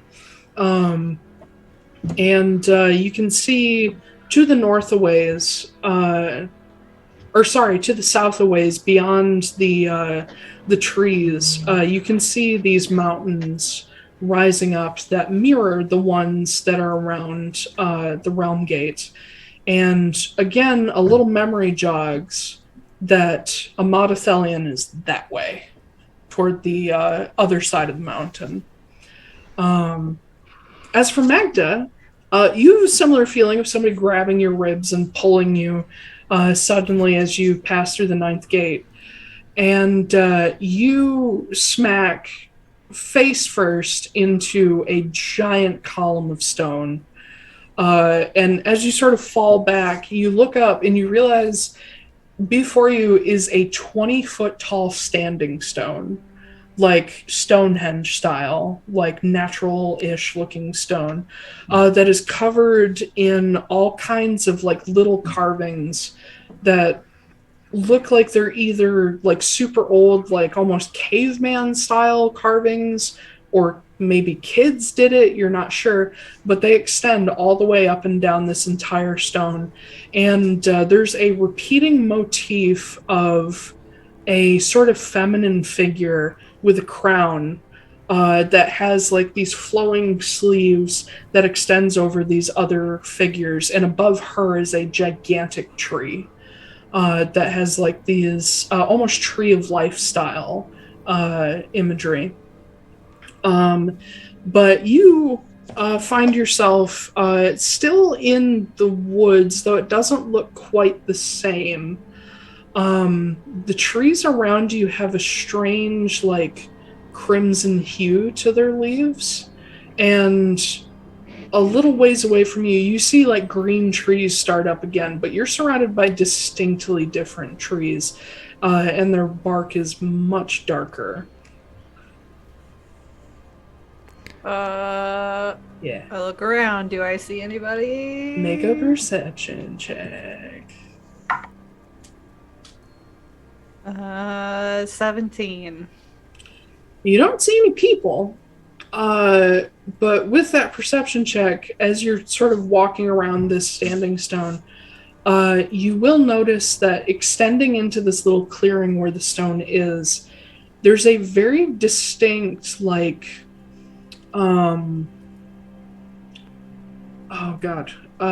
sort of lighter colored root that extends inward, that looks like the bark is almost white, and it sort of leads off into the distance. You don't know what tree it's attached to, you can't tell. Okay. The rest of... Oh, yep. Well, because now that we see where everyone is, I'm just going to close my eyes, take a deep breath, And with, like, I'm assuming the very, very little amount of time we still have left in telepathic bond, reach out. So something bad happened. Yeah, I don't know where I am. Everyone just look around and visualize where you are right now and just send it to each other. We can try to figure out kind of where we are. Look for landmarks that match. Yep. So each of you will be able to see where Christmas and Magda are. Kennah is completely out of the loop. She's looking around like, God fucking damn it, why is it always them? But you guys will get the image. Christmas, you actually, when you see Magda's image, your memory again is like, I recognize that. That's not good. Magda. What? Are you able to see... Magda's not, like, inside a structure. No, she's next to a standing stone in a clearing in the woods. Magda, surrounded by red trees. Look to the... And you said that the mountains that are the direction of Amadathelion are to the south? To the south, yes. To the south. Magda, look south. Do you see mountains? With your perception check, yeah, you can just make out the peaks of mountains over the tops of the trees. Yeah. Very, very carefully, I need you to start moving rather quickly in that direction. I'm going to put my hands like under my armpits and then start walking. Power walking. And that is the same direction the white tree root is heading. Oh, great. Yeah. Wonderful. As for the rest of you, as you get the image of these red trees, I would like you all to make perception checks who are in the main group, not Christmas. Okay. Holy shit. Okay. 23. 23 as well. Nice. Ah. So Twinsies. cool.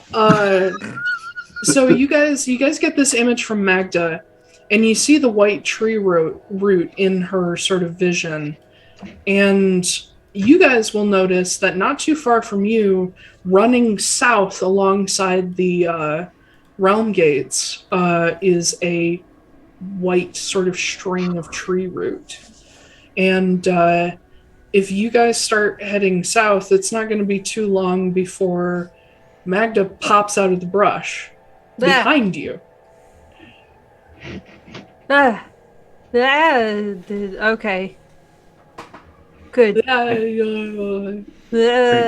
You okay?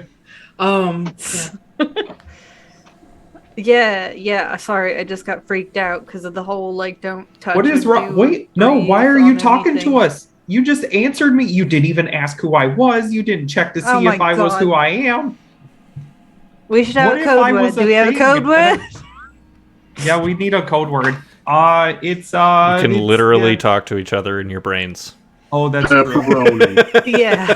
It's Mazda. Delicatessen. Delicatessen. Pepperoni. Croissant. But Christmas, as you're hearing the nonsense chatter go around these guys as they clearly found each other, and what are you doing? The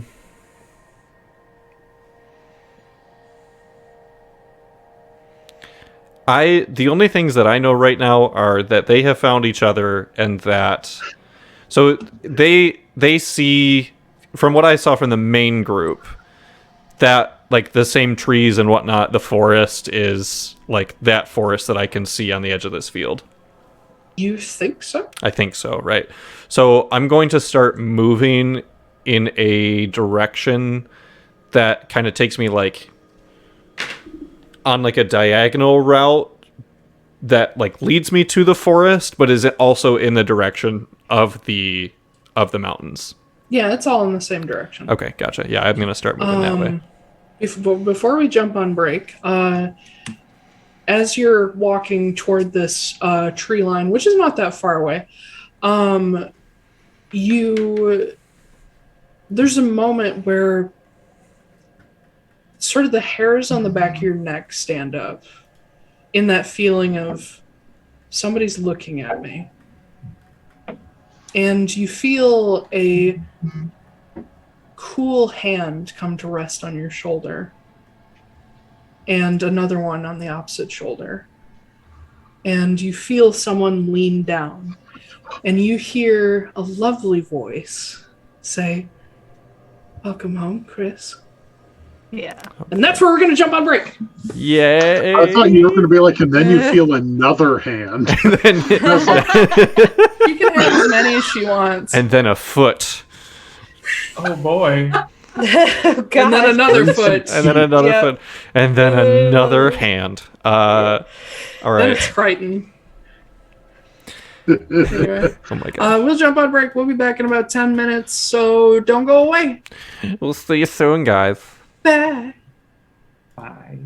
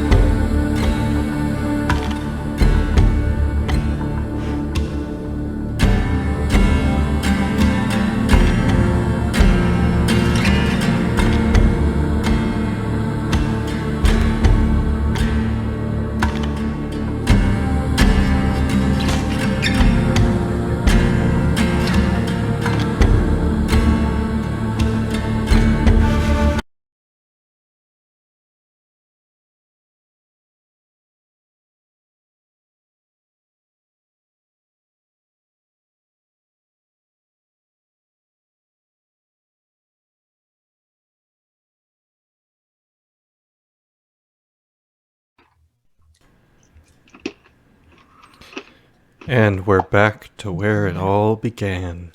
Okay. Hello. Let's wow. do this shit. So, Christmas. Someone has just welcomed you home.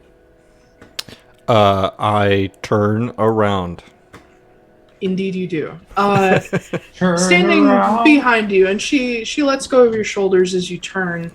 The larger-than-life Feywild, probably topping out at like 7 feet or so currently. It varies. She can be whatever height she wants, but sometimes she likes to be tall. This beautiful, just literal nymph of a woman, because she's the queen of the nymphs, in her sheer sort of greenish dress with the more modest sort of bodice added to it this time around. All the stuff that's important is like covered, but everything else is just the sheer. Important stuff. Yeah. You know, tits. I have so many words right now that I want to say. Yep. Her dress has a built-in muff cover. It is a bodice piece. It's called a muffler, okay? Oh, we could just call it a muffler. Yeah, I like that. Yeah. You and I had the same thought at the same time. This time the bodice is a little more substantial. You see like laces on it and more decoration. Like it's less risque than what you've seen her wear before. But you get the idea that she doesn't really care. And this is maybe something she wears in like public. It's slightly more modest, but not much. She strikes me as the kind of person who, like, you invite the cable guy over to fix something. She's like, oh no, my titty fell out. Oh, how did that happen? Whatever will I do? She does know that next to Titania, she is the most beautiful creature alive. So That's fine. That's cool. In fact, she may be the most beautiful creature alive, but her mom won't let anybody else say that. You know, when things immediately go wrong when you travel into the Feywild, the last thing most people want to see is their ex show up. But in my case, my joy is immeasurable. You say this to her? Yep. Yeah, and you see this smile come to her face, and she's like, well, that's lovely to hear. So, what are you doing? We're here to assist the court in dealing with, well, whatever it is that's going on here right now. We haven't been told exactly what the situation is, but we're also here to try to rescue one of our friends. When you say assist the court, which one are you referring to? Well, that is going to depend on the relationship that you have with the Court of Reckoning. Everyone says that nonsense phrase. There is no Court of Reckoning. It's just Robin being an idiot. Well, as I mentioned, the relationship between the Sealy Court and the Court of Reckoning is going to influence who we help considerably. There isn't a Court of Reckoning. We would know if there was another court. There's the Sealy, the Unsealy, and the Fomorians. Well, at the very least, we need Ross's help. Well, Robin's help. I suppose. So, you'll be wanting to meet with my mother then? Potentially. We came here originally with plans to meet Robin in a specific place in Amadithalion at the break where the crows used to shack up. Oh, well. Do you remember how to get there? Me personally, no. However, I am here with a couple of people that do know, but I seem to have lost them, or they more appropriately seem to have lost me. And if you would be kind enough, I just need to know which direction to go to get back to the path. Well, I suppose, but that's not very fun. And she reaches out and she takes you by the hand and she just starts walking. So what was your question? Question for the DM. Yes. Because I don't know what you take for inspiration and whatnot, but in terms of what Christmas knows, is it pretty... There's not many hard and fast rules in the Feywild. However, No. Is it considered pretty much true, though, that like Fey creatures can't tell lies? They can only speak truths. However, like that's part of the reason why they twist so much of what they say to speak like half-truths and stuff like that. That... It depends. Or at least is that a part of like the Feywild mythology? That does appear in some places in the mythology. It's not necessarily that they can't say that they can't lie. It's that when they're trying to like make bargains or trick people into bargains, they can't lie people into bargains. They have to say the truth, but whether or not they say the whole truth or, twist it, that's a thing. Generally speaking, you wouldn't be able to like forge a contract with somebody by promising that you'll do something that you absolutely won't. Okay. You have to promise something that you will actually do or intend to actually do. That's sort of where it comes from, but there are places in Feywild mythology that like some people have been cursed that they can't tell lies. Others can't tell lies in like the presence of certain creatures and people. You've heard of like Titania using it, like sort of like a zone of truth style thing, but more prevalent and more powerful. That's kind of the gist of it. Okay.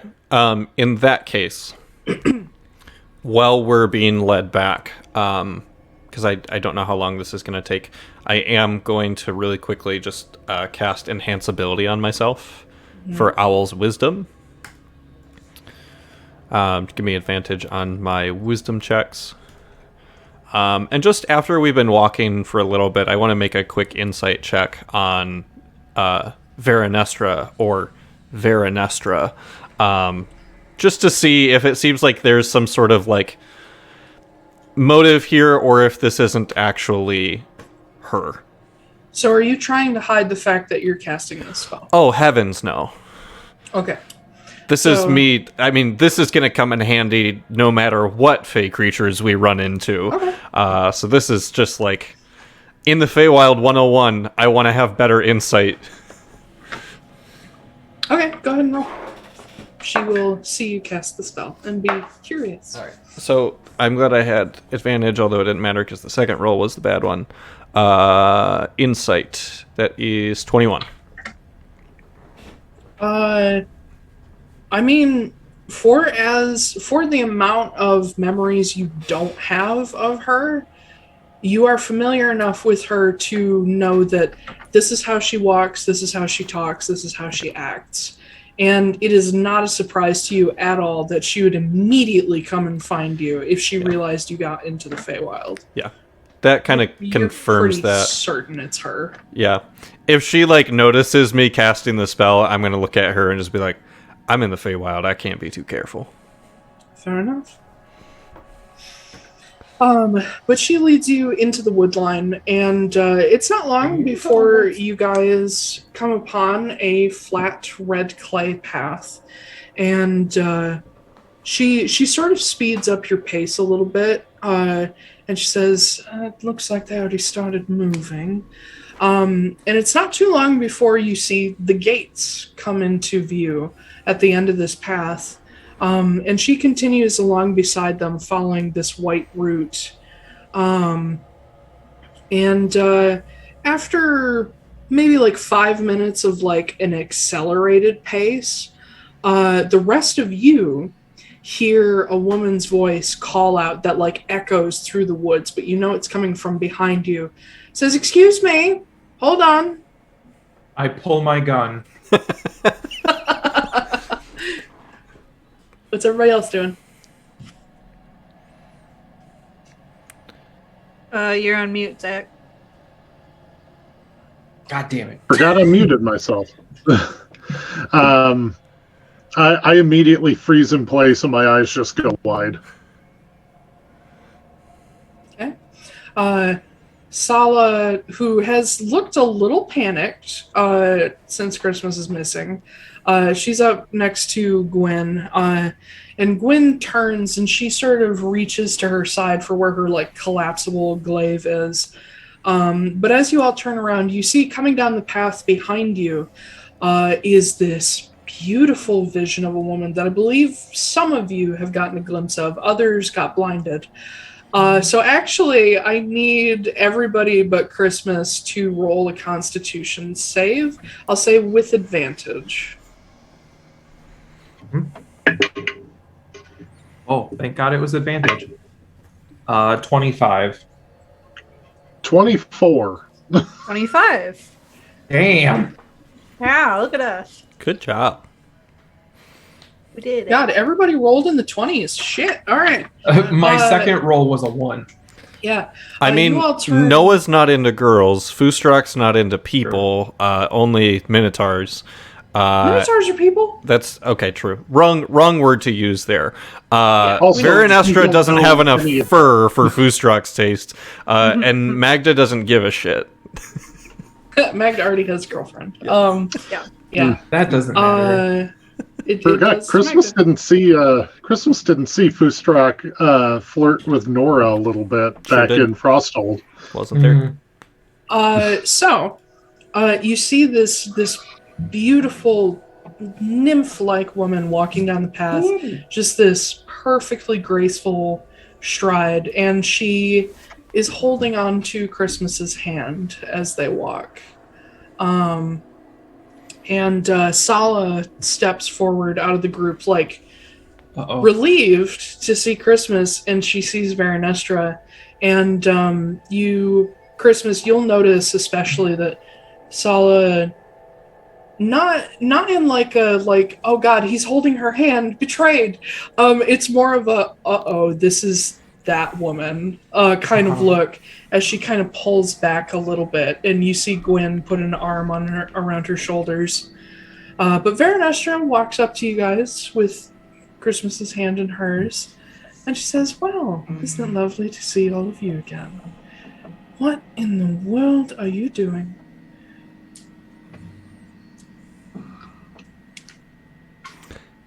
You know what, though? That's good instincts, folks. That's really good instincts there to just not respond. So just She actually mighty starts proud like of you. laughing. Yep.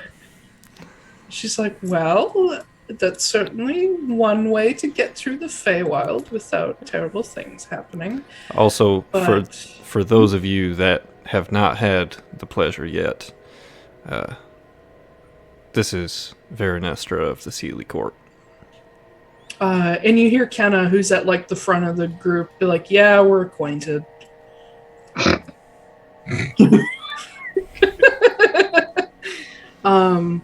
But Veronestra looks over all of you and she says, "Well, I can assure you at this moment I'm not going to trick anyone into any deals. It's not really my style. But I figured," and she looks down at Christmas and sort of gently like nudges him forward. She says, I figured you lost this. And she sort of pushes him back toward the group. I don't trick people. I just kidnap them and turn them into my sex slave. Yes. She didn't. She didn't willing trick, sex she didn't slave. Trick him. My She God. didn't trick him.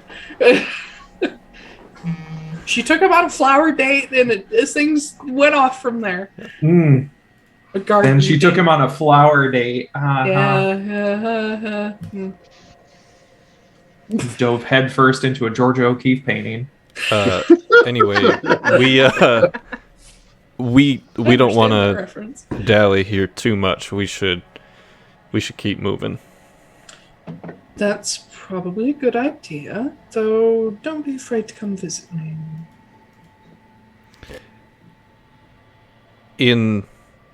Just come back this way? I apologize. Well, I mean... My memory isn't what it was for obvious reasons, so... I'm aware. Okay. Well, if you're looking to potentially deal with the Sealy Court, or you're not too busy in Amadithelion, I'm usually either in the garden or with the court. Just call. I appreciate your assistance.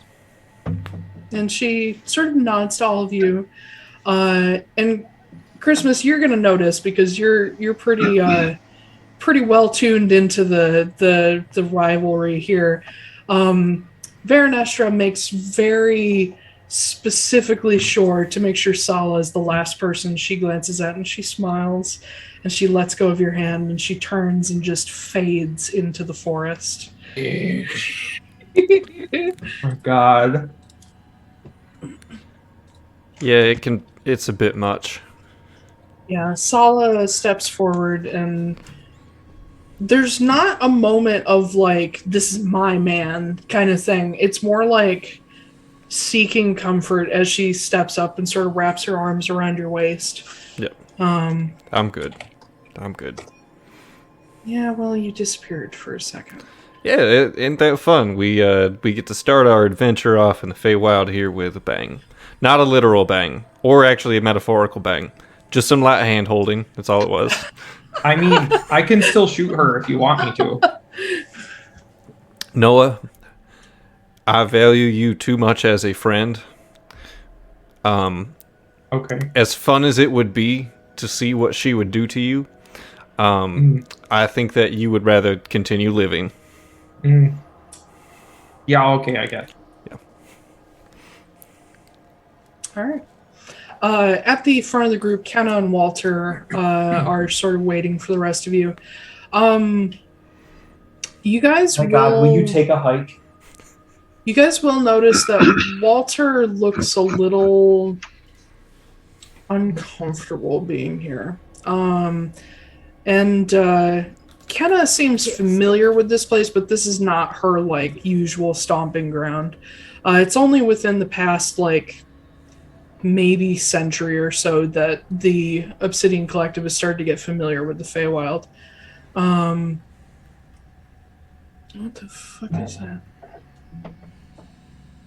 I'm sorry, Xana's talking to me.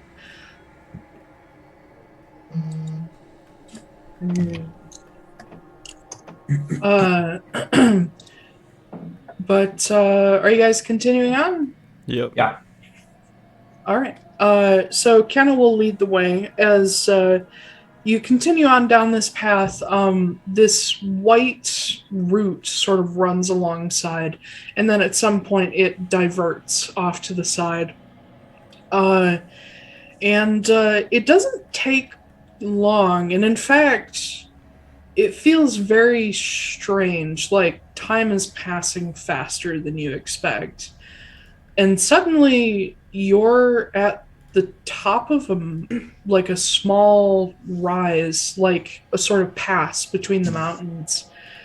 You just traveled miles within minutes. I look at my watch. It's like 2 hours later. Yeah. Okay. And it only felt like a few minutes. Oh no.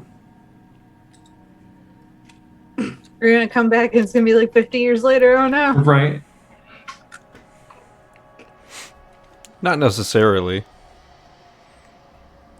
We traveled a distance and the regular amount of time passed. It just felt like it was faster. What if a year flashes by in front of us? Just like, It could Find happen. It's the Feywild. Stay on the path. But as you get up into basically the highest part of this pass, you are looking south down the mountains, And you guys know roughly where you are, or at least where you would be in Atlaran. You're in the space between what would be Skogerheim and Fjalheim, which are the two places that the Guild of the Gate take up. Skogerheim being the main fortress, and Fjalheim being sort of a city that they work in. Very, very tiny city.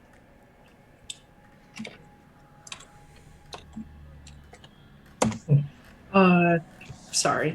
Moving stuff. I gotta arrange things. But looking down the sort of mountainsides back into the tree line on the other side, you see that sort of sloping down and in like terraces is a city that this path leads you onto.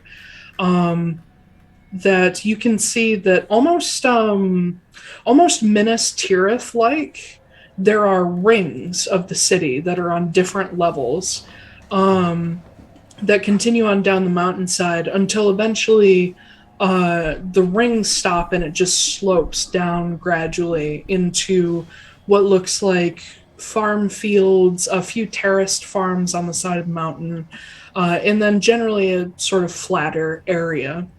But looking down at it from the top, you do see that standing at the highest layer of the city, there is this large, sort of gradually sloping point that comes up like a spire.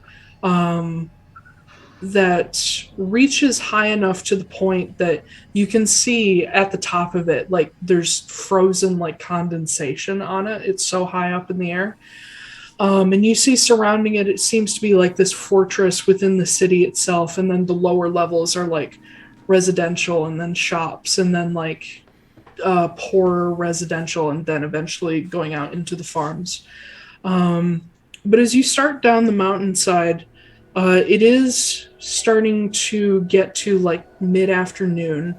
And you know what? Somebody roll me a d20. Okay, I'll do it. Which, by the way, keep in mind, Astrid, you got it. Everything in the Feywild is like extra green. Everything is super verdant.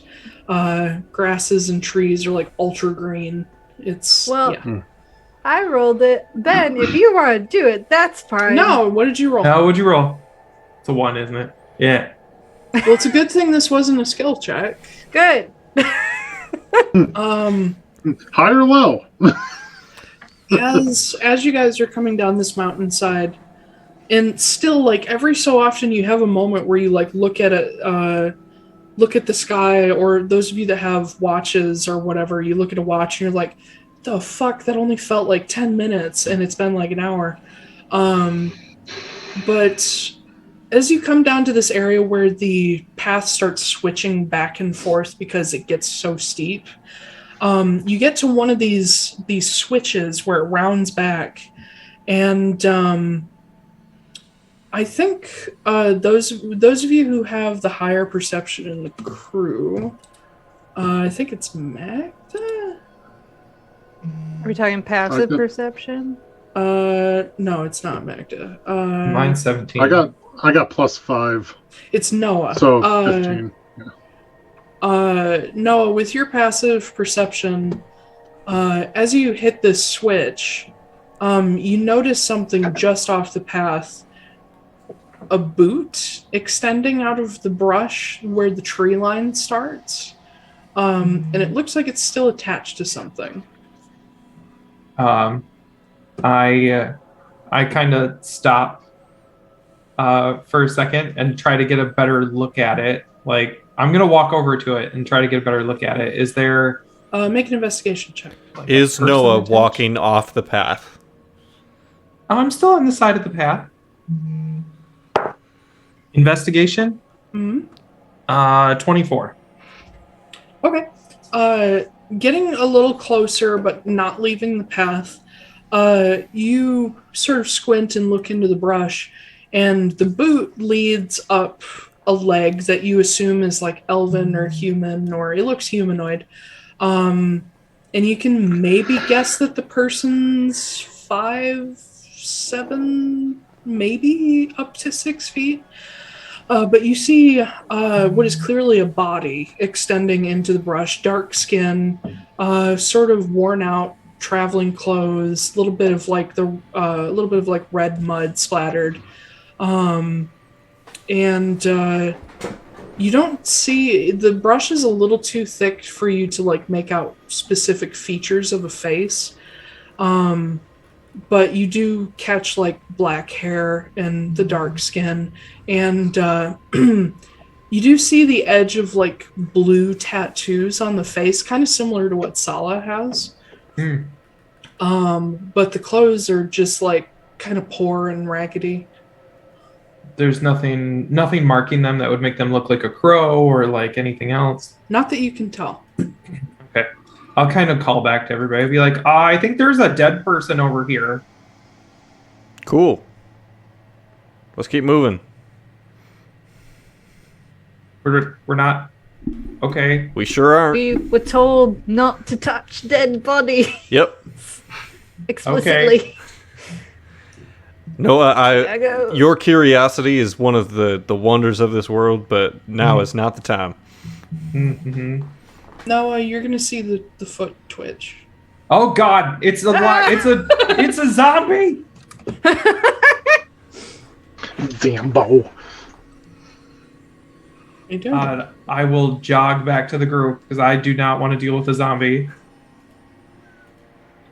Y'all, the rest of you will see like the boot kind of like move a little bit and like pull, like starting to wake up almost. That is bait. That is a trap. We are not. What if they're going? What if they need help? Then that is their problem. We do not need to get involved. We don't, Noah. We don't help people.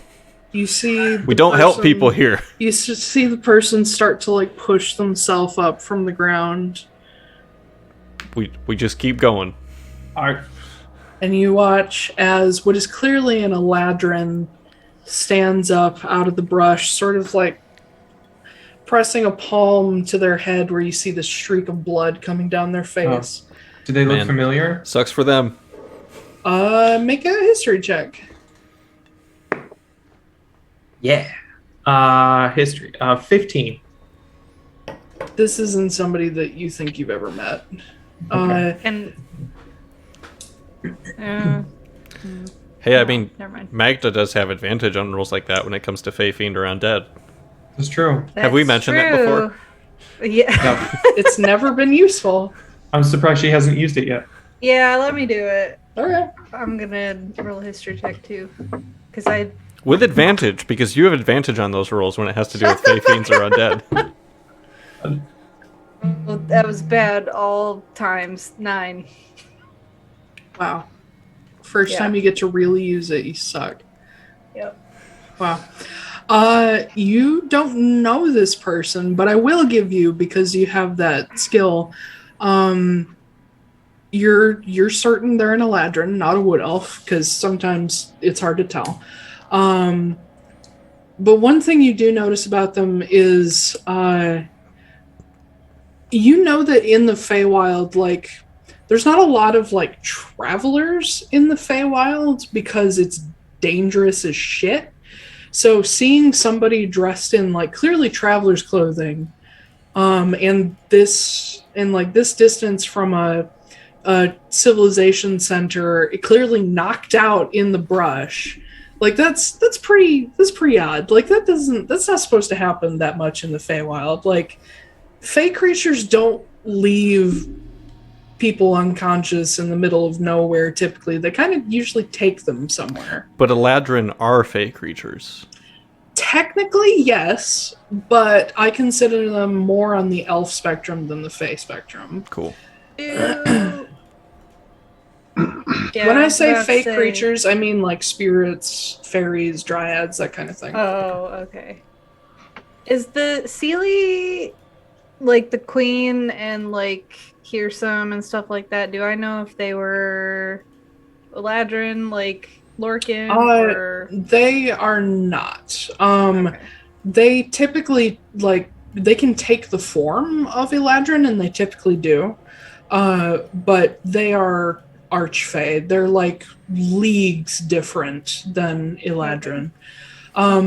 Some DMs will say that the Archfey are Eladrin, but I think they're separate entities, especially since they're shapeshifters. But, like, looking at Veranestra, she's very clearly, like, shaped herself to look somewhere between an Eladrin and a nymph. Yeah, this Eladrin, like, picks himself up, and he's holding his head, and he looks over at all of you, and he says, "Oh, fuck. Who are you?" Who are you? Rory?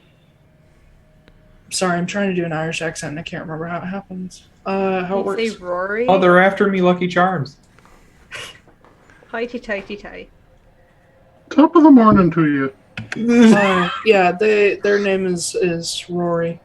And they look at all of you, kind of pull their hand away and, like, look at the blood.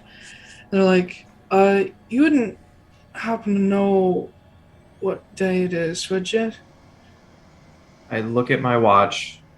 It's Diath the First. Okay.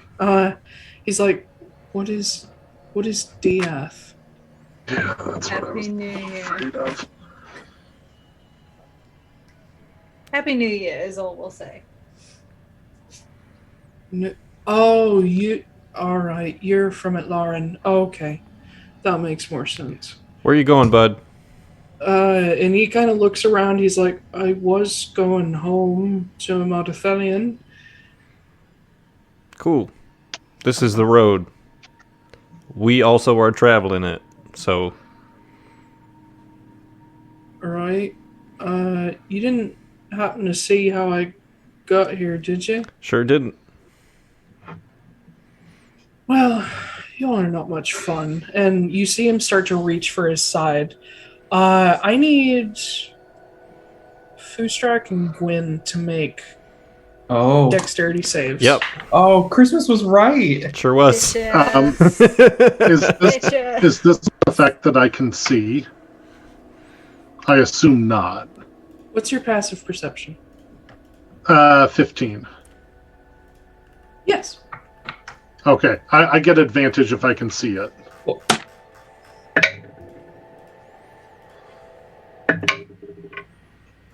Uh, 18. Double check.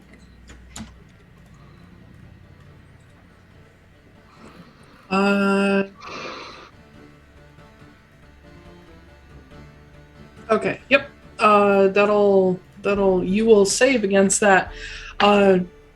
As you feel, not gently, something just crack you across the back of the head. But you manage to resist being stunned. Gwyn, however, does not, and she kind of like staggers suddenly. I need everybody to roll initiative. Okay. Oh, shit. Boy. Oh boy. Yes, I'm so excited to kill some people. That was the point. Okay. Let's go. Hold on. Let's go descending order. Anybody over 20? Anybody over 15? 16. Yeah, 17.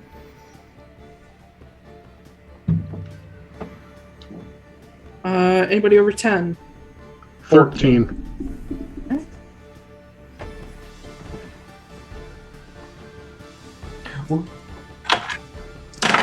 Woogity, woogity, woogity. I'm so excited to stab this asshole.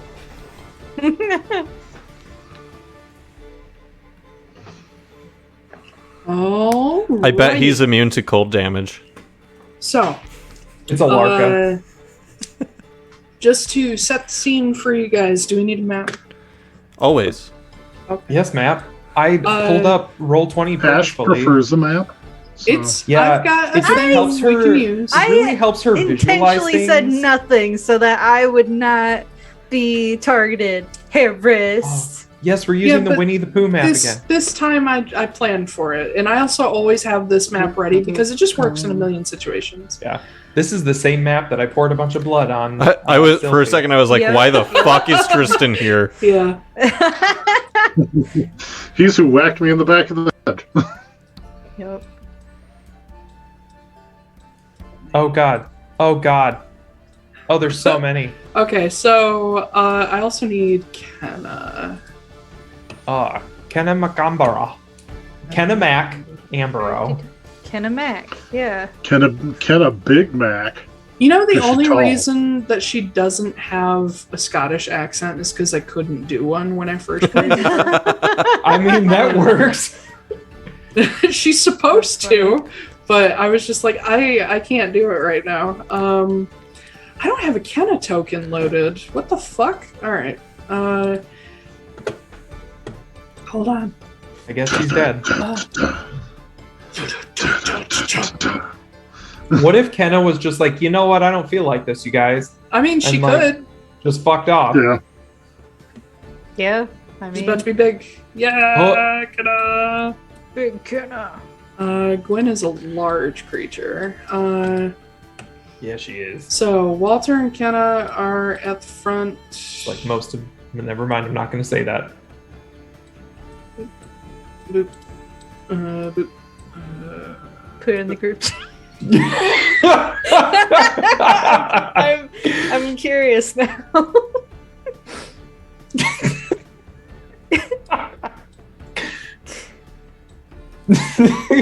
Sorry, I'm waiting for it to load.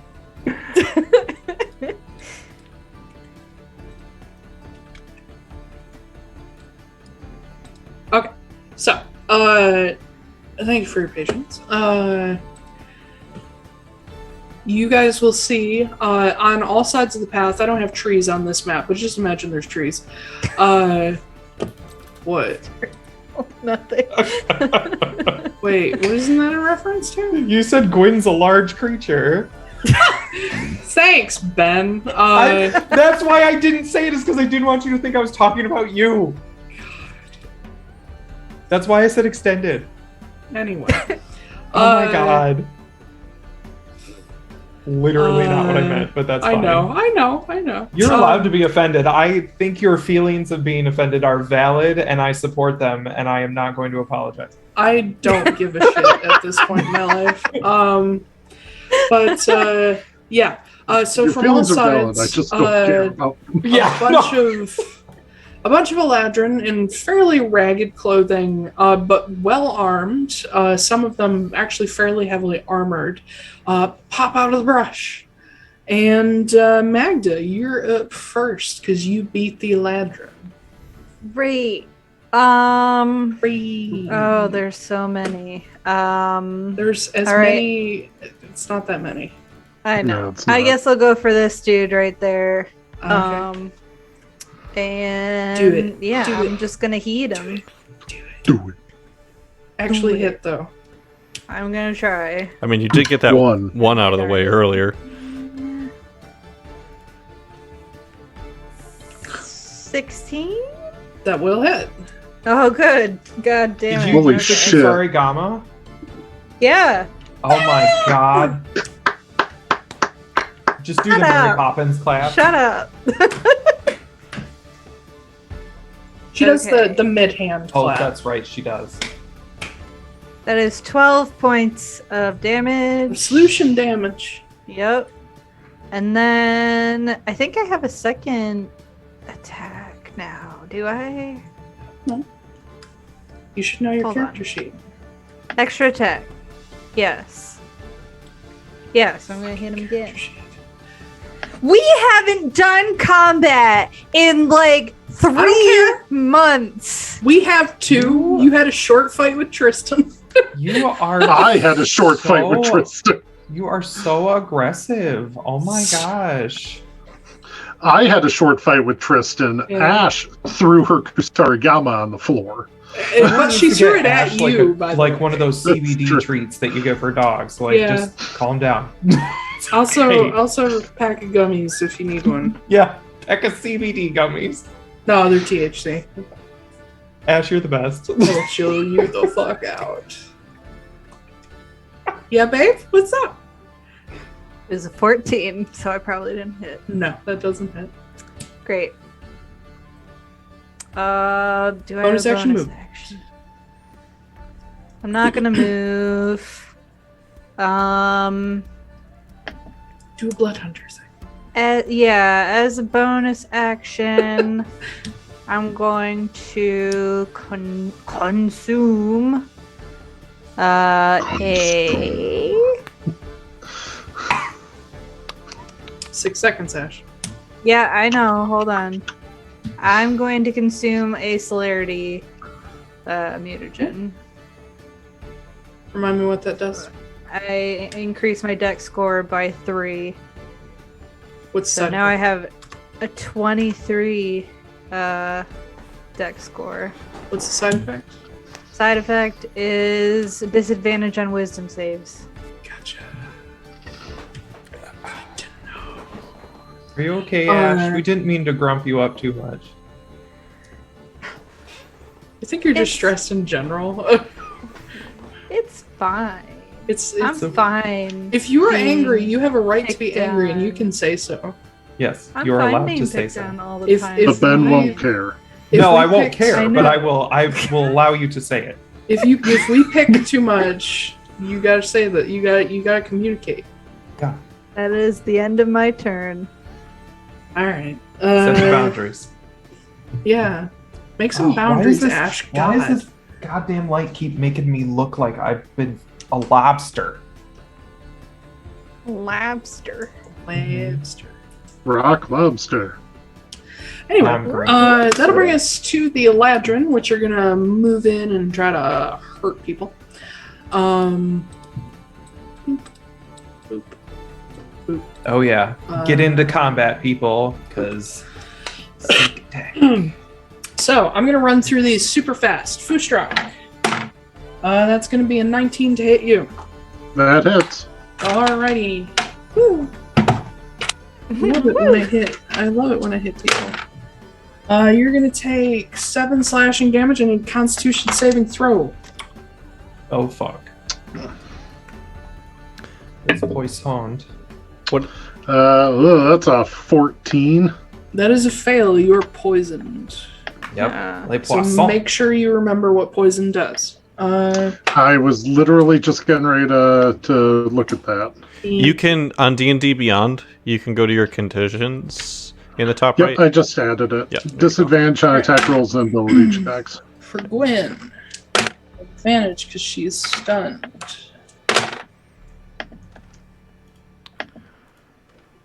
She also fails her con save. And she's going to take 18 damage. Oh, wait, I have another one for Foostrak. I forgot these guys have 2 attacks. That one's an 18 to hit Foostrak. Yeah, that hits. I am going to, as a reaction, use Cutting Words Okay, on that attack, and I will subtract a d8 from it. go for it. That's a big ol' 8, so that's a 10 to hit. Yeah, that doesn't hit me. Oh my god. Thanks, buddy. Gwen gets another round of attacks as well. Oof. It laid into her.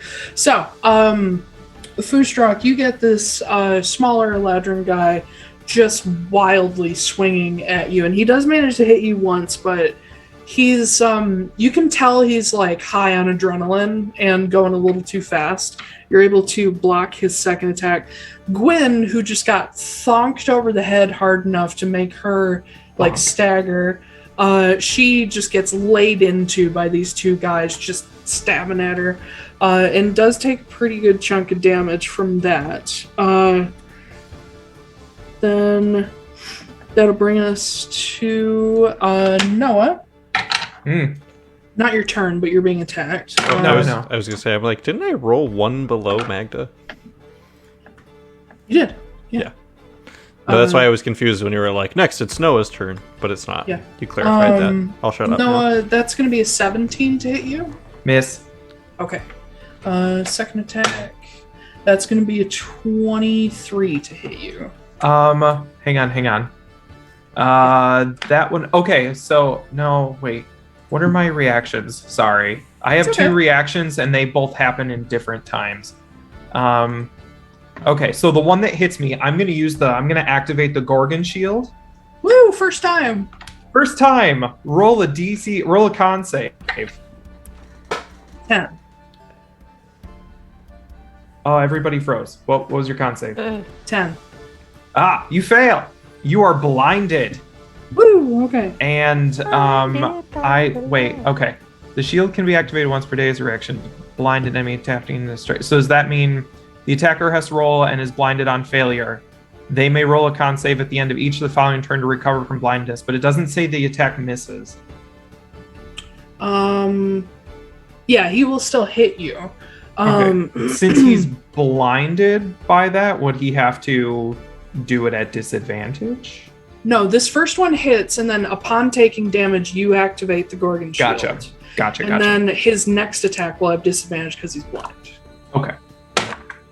And his second attack is going to be an unnatural 20. Miss. That misses you? Okay, so Yeah. I'm just rolling. My damage AC is roll. 21. Nice. Holy shit. 10 slashing damage for you. Make me a Constitution saving throw. Oh, fuck. Failed. Okay, you are poisoned. Make sure you know what it does. 13 fails. Yes. You said 10 slashing? Yes. Thank you. Magda. Yes. That's going to be an 18 to hit you. Nope. That's going to be a 21. That'll hit. Alright. So I need you to make a Constitution saving throw. I'm going to use my reaction on that second attack on Magda. Okay. Cloud rune? I'm going to activate my Cloud rune. And I'm going to make him attack the guy that was attacking Noah instead. With okay, that, so the buddy right next to him? Yep, the blind guy.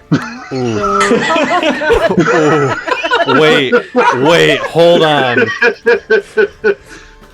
That guy's having a real bad day. So he gets Yes. poisoned and damaged. Yikes.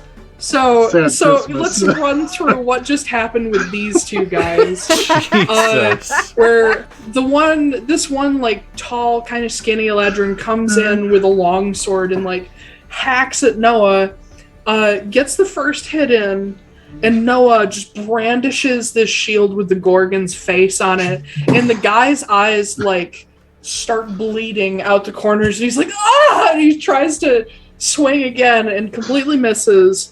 And then his friend next to him goes for Magda, and you all hear like a rumble of thunder come from Foostrak's direction as he activates the rune on one of his gauntlets. And you see this guy coming around over his head with his longsword, and he just swings right past Magda and straight into his friend. And the blind guy is just like, ah! Just fucking terrified. In fact, I would like Noah for you to make an intimidation check. I'm gonna say use your intelligence, because this isn't like a charisma thing. This poor blind Atlaran. It's not advantage or anything. Yeah, I'll give you advantage. Cool. Plus my intelligence. Just straight intelligence? Yeah. 22. 22. He is fucking terrified. He's just so scared, and he can't see anything. He now has 3 different modifiers on him. He's blind, poisoned, and scared. And his friend next to him is like, "Oh my god, Davey! Davey, I'm so sorry." I'm sorry, Dave. Let me get to the next round here. Sala, miss. Both misses on Sala. Cool. All right, I feel a lot better about using my reaction for Foostrak now. Yeah.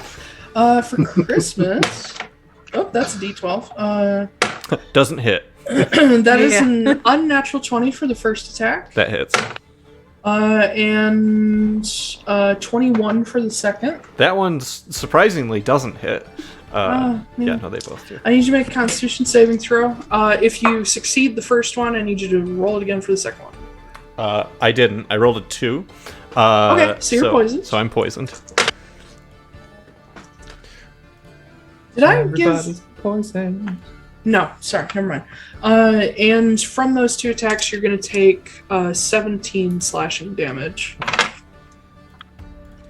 And then the dude up front is going to make the biggest mistake of his life and try to attack Walter.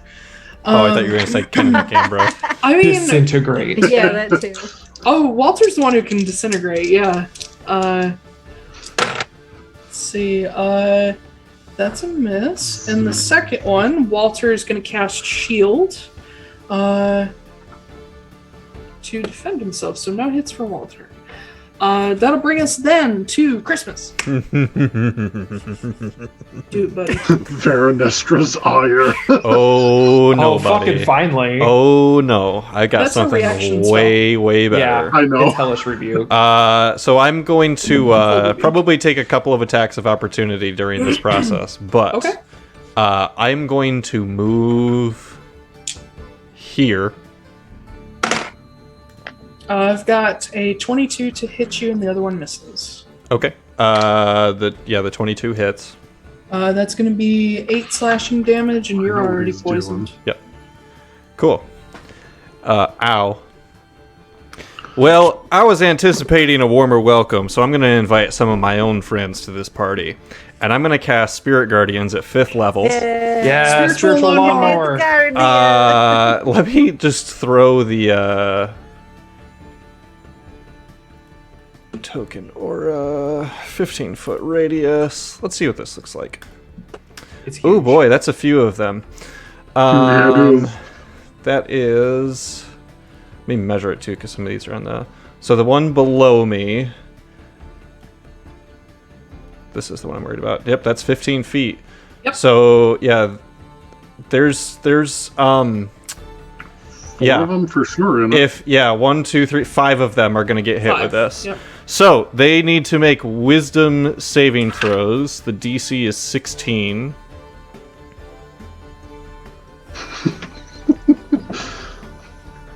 these poor guys really picked the wrong group to fuck with. The guy Poor next to guys.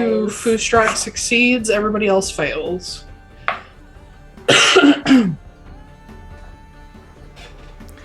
So it's 24 points of damage for the guys that don't succeed. It's 12 for those that do. As you cast this, tell me what does your spirit guardians look like again? My spirit guardians are the little like rose petal creatures from Veronestra's garden. Okay. So, as this field of spirit guardians appears around you guys, they just start smashing into these guys. The one next to Foostrak manages to sort of either get out of their way or parry them off, but the others are going to take full damage. And the guy who has suffered so much in these last 6 seconds can't see them. He can't do a thing to defend himself, and his friend beside him can't help him. And so you watch as his friend looks over and watches the Atlaran just start getting torn apart. And he's like, "No, Davey!" Still standing, but he does not look good. Man, I am living for the story arc of this character right now. It's like fucking Russ in campaign 3 of Critical Role. I hit Davy's friend and Yeah. caused him some damage. He's still standing? Yeah, he's still pretty alright. Okay. These guys aren't they're bandits. They're not normal ass people. Yeah, Yeah. they're gonna have to do that again when their turn starts. Yup. On that note, I'm gonna say you're doing great, honey, and I'll give Sala Bardic Inspiration, which is a D8. Aw, that's so Cute. cute. She is. She dodged both attacks. That's the end of my turn. Cool. Fuck these guys. Noah. It's me. Yeah, you. It's you. It's a me. Do remember that you are poisoned. Oh, I know. Do I make that at the front of my turn, or is that the back of my turn? I believe poison just lasts for a minute. Yeah, poison. You just have it. You have disadvantage on okay. attack rolls and ability checks. Gotcha. I wasn't sure if it went away. Okay. Well, I don't have anything I can take or cast on myself to get rid of said poison. So I am going to... Is that an action? Yeah, it is. Okay, never mind. Okay, so I am going to shoot... I need sneak attack. I'm going to shoot the guy who is in front, he's engaged with Walter, right? That guy is? This guy? Yeah. Yeah. Okay, I'm going to go ahead and shoot at him then. All right. Since he's outside of the circle. And I guess I'll make that with disadvantage. Oh, boy. Oh, cool. Well, they were both terrible. So that's going to be a 16 to hit. That hits. Sweet. You got sneak attack. Rolled a 6 and a 7. D10 plus a D6. Pretty sure I only have one D6. 6, 2, so 8 plus 6 is 14 points of damage. Cool. I believe that guy was thus far uninjured, so you give him a good old wallop with your gun.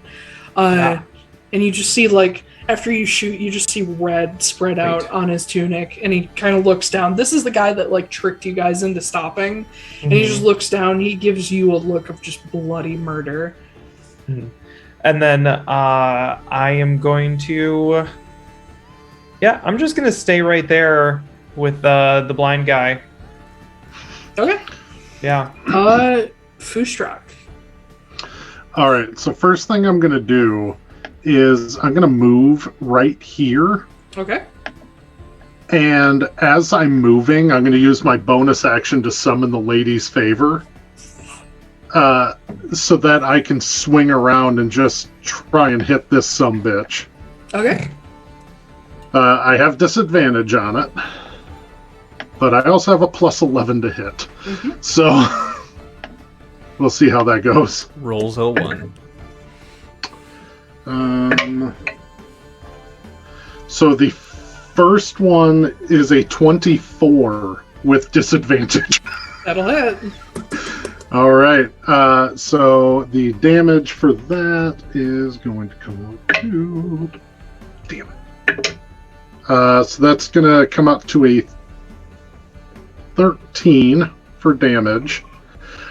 And because I don't have to use a bonus action to do this, I will invoke my fire rune now. Mm-hmm. And fucking bind that guy in fiery shackles. So he takes an additional 2d6 damage, and then he needs to make a strength saving throw. Christ. That's a natural one. Oh. So he takes an additional 6 damage, and he is now restrained for 1 minute. At the start of every one of his turns, he takes 2d6 fire damage, and he can repeat the saving throw at the end of his turns. He needs to get a 15 or higher. Cool. That's not going to happen. Yeah, he's not even going to make it to his next turn. And then I'm going to do my second attack. Okay.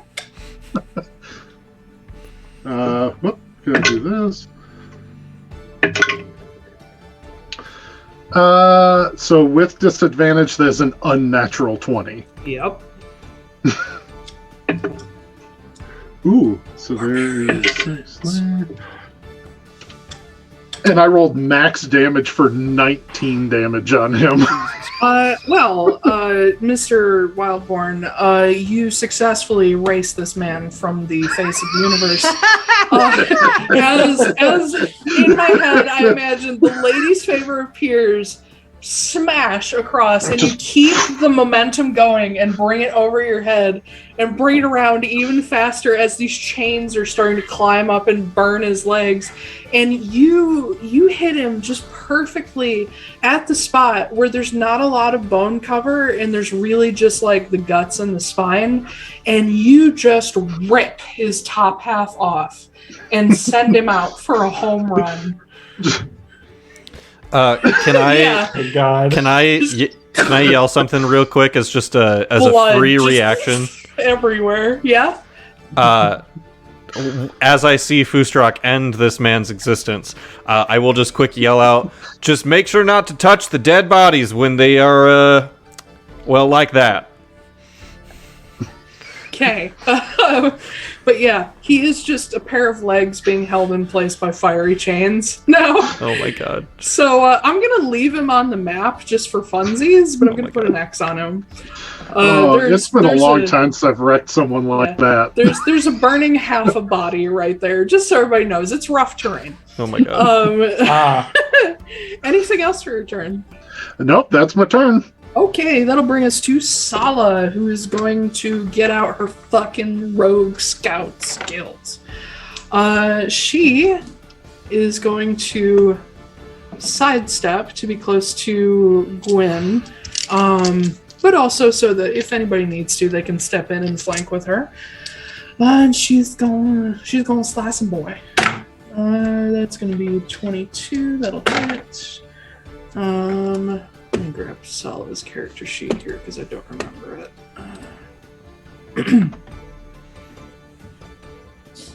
Oh, she only has one attack.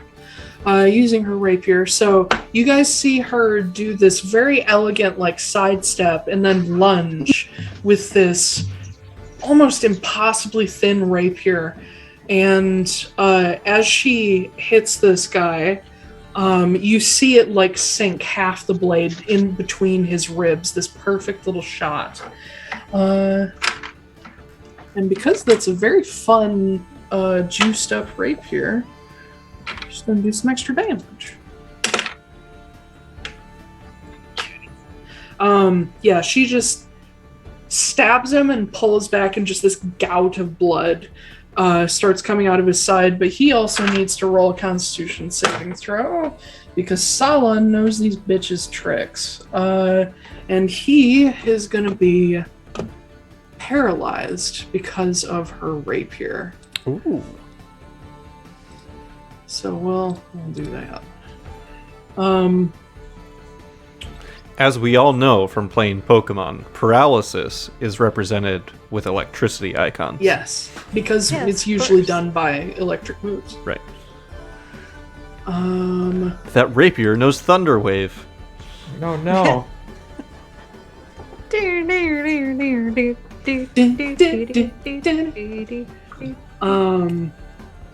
And as I believe, because she's a wood elf, she can do a fun thing.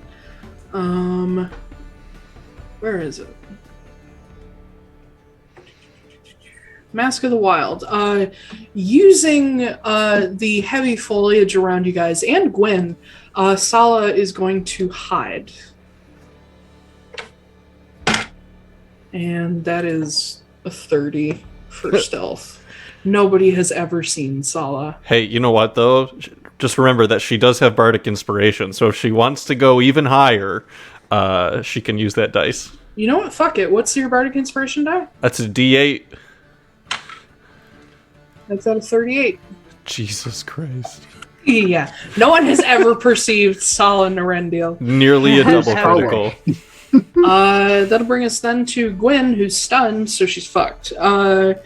Magda, you're at the top of the list. Okay. Your girlfriend just got stabbed a bunch and she can't move.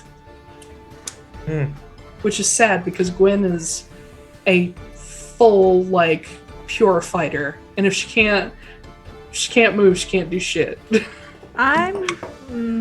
Well, here's the thing. By the time that I move around to get to her, I don't know if I'll be able to reach the dudes. Oh, I'm not trying to tell you to help her. I'm just saying you notice your girlfriend's fucking useless Sala right now. and Foostrak are handling. She'll be okay. I'll just handle the dude in front of me that I hit again and give him another smacks. Alright. First one. Are you attacking Davy or the guy in front of you? The guy in front of me. Okay. Davy's had enough. Davy's friend. No, we'll finish off Davy. It's fine. Davy's friend. Yeah, you'll have to finish off Davy. He's suffering right now. Yeah, Jesus. That was a 28 to hit. That'll fucking do. Okay. I can never remember. Do you want me to do damage first and then do another attack, or would you like me to roll both attacks? it doesn't really matter that much, but for the sake of expediency, a lot of people will roll both attacks and then all damage. Okay. I'll roll the second one too. Although, And then that one was a 23 to hit. Yep. Okay. if your first attack kills something, though, you typically want to move the second attack to something else. So just Give me the first attack damage. I'll tell you whether or Okay. not. First attack damage is 15. Okay, he's still slashing standing. damage. Second attack is 13 slashing damage. And he's no longer standing as Alright. you take your Kusarigama. First, kind of like holding the Kama, you slash across his chest, and then as you pull it back, you let the chain go out and you wrap it around him until the Kama just strikes into the front of his throat. And he just collapses, doesn't make a sound, but Davy hears him fall, and he turns, he's like, Annie! Annie! And he's like trying to feel for him, but he's blind. But yeah, he did. For a bonus action, I'm going to use. Maybe Which I one won't do you- take a bonus action. I'm not going to take a bonus action. Okay, any movement? No.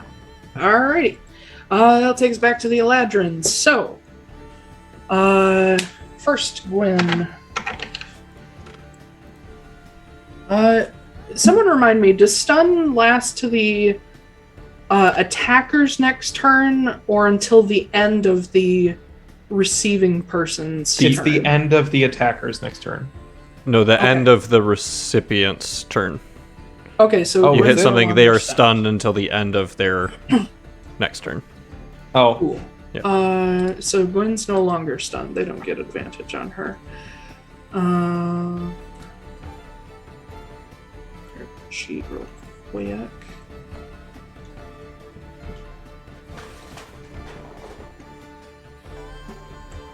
Oh my god. Load! Oh, sorry. Where's your thing? The There it is. Alright, yeah, what? the three that are in the Spirit Guardian section take 25 points of radiant damage. Well, this dude's already dead, so they just eat away at his corpse. Take how much His damage, sorry? legs. 25. Okay, and do they get a save or not? That's a wisdom save again. Yeah, so if they fail DC 16, it's 25. If they make it, Okay. it's 12.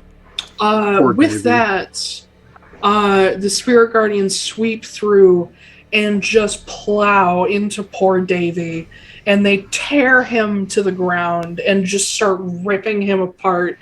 And he just dies screaming horrible, bloody murder. Until he doesn't scream anymore. Exactly. And the guy next to Sala, who's paralyzed, can't make a sound, can't do a thing, as he is just enveloped and there's just ash left. That's gruesome. I imagine he's just like looking around and you can see the fear in his eyes, but not yeah. able to do anything else. So Foostrak, this guy's gonna tank you. That's a natural 20. Oh, I thought they was going to attack Magda. Or Or not Magda, Gwen.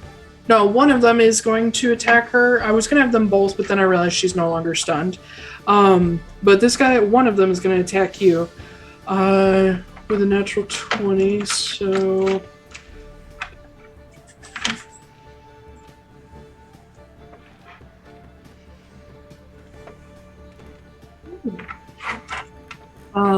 That's going to be a total of 30 damage, but Gwen is going to use her reaction to activate her interception ability, which is going to reduce the damage by a d10 plus 4. That's going to be only 17 damage for you. Cool. 30. The second attack is going to be a 21. I will use my cutting words again. Actually, you know what? I take that back. Okay. As a reaction, I'm going to cast Silvery Barbs. Okay. So they'd have to roll an additional d20 and take the lower roll. That's an unnatural 20. Okay, so it still hits. And then, Okay. So that won't matter. However, I am going to choose a different creature I can see within range to give them advantage on their next attack roll. I'm going to give Gwen advantage on her next attack roll. Well, actually, next attack roll, ability check or saving throw. Okay. So, Foostrak, that'll be 12 damage for you on that second attack. The next guy's going to attack Gwen. Miss. 12 damage for her. She's only half down. She's fine. I think she has the tough feat, so she's got quite a bit of HP. So many things to keep track of. This guy on the corner here is going to charge in and attack Christmas, realizing that you're the origin point of the Spirit Guardians. He took damage at the beginning of this turn, right? Yes, he did. Okay. He's not doing so hot, but he's still like, fuck. Like, I gotta get rid of this guy or we're all gonna die. So the first attack's going to be a 24 to hit. Nope. The second one is... What? No, it does. Okay. Second one's going to be 19. Those will both hit. Okay. And you're already poisoned, so... that's going to be a total of 28 slashing damage for you. What? Can you split those? Because I'm going to have to roll con saves for... Oh, sorry. Both of them. 14 and 14. 14, 14. Okay. Oh, yeah, concentration. Yep. First one I made. About concentration. Con. Nope. Spirit Guardians is gone. Oh. I rolled an 18 on the first one, but then I rolled a 9 on the second one, which is literally one less than what I needed. Okay. So. Oops. Mission successful. And then the one in front of Walter and Kennah. Oh my god, I forgot to put Kennah in the fucking thing. But she's just not participating. No, she's gonna participate. I'm gonna... She just waited. Yeah. Obsidian collective members are handicapped. They have to wait one turn before they can engage in combat. It's the only way it makes it fair. It's a rule in life. This guy, having not had any luck hitting Walter, is going to try to hit Kennah because he doesn't know who he is dealing with. One of those will hit. Holy shit. Kennah doesn't wear armor. She's a druid. Oh, that's right. And that's going to be a piddly 6 damage for Kennah MacAmborough.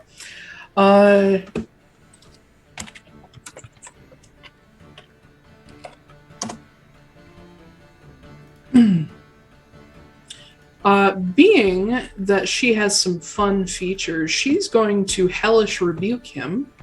Ooh, nice. At 9th level. There's just a flash of flame and then he's just gone. Yeah, it's just nothing.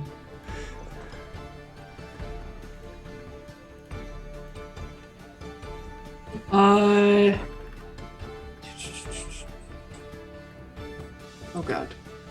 How does hellish rebuke work? Oh my god. I think it's 3d10 if it's the reaction one. It's a dex save. Yeah, all fire damage is a dex save.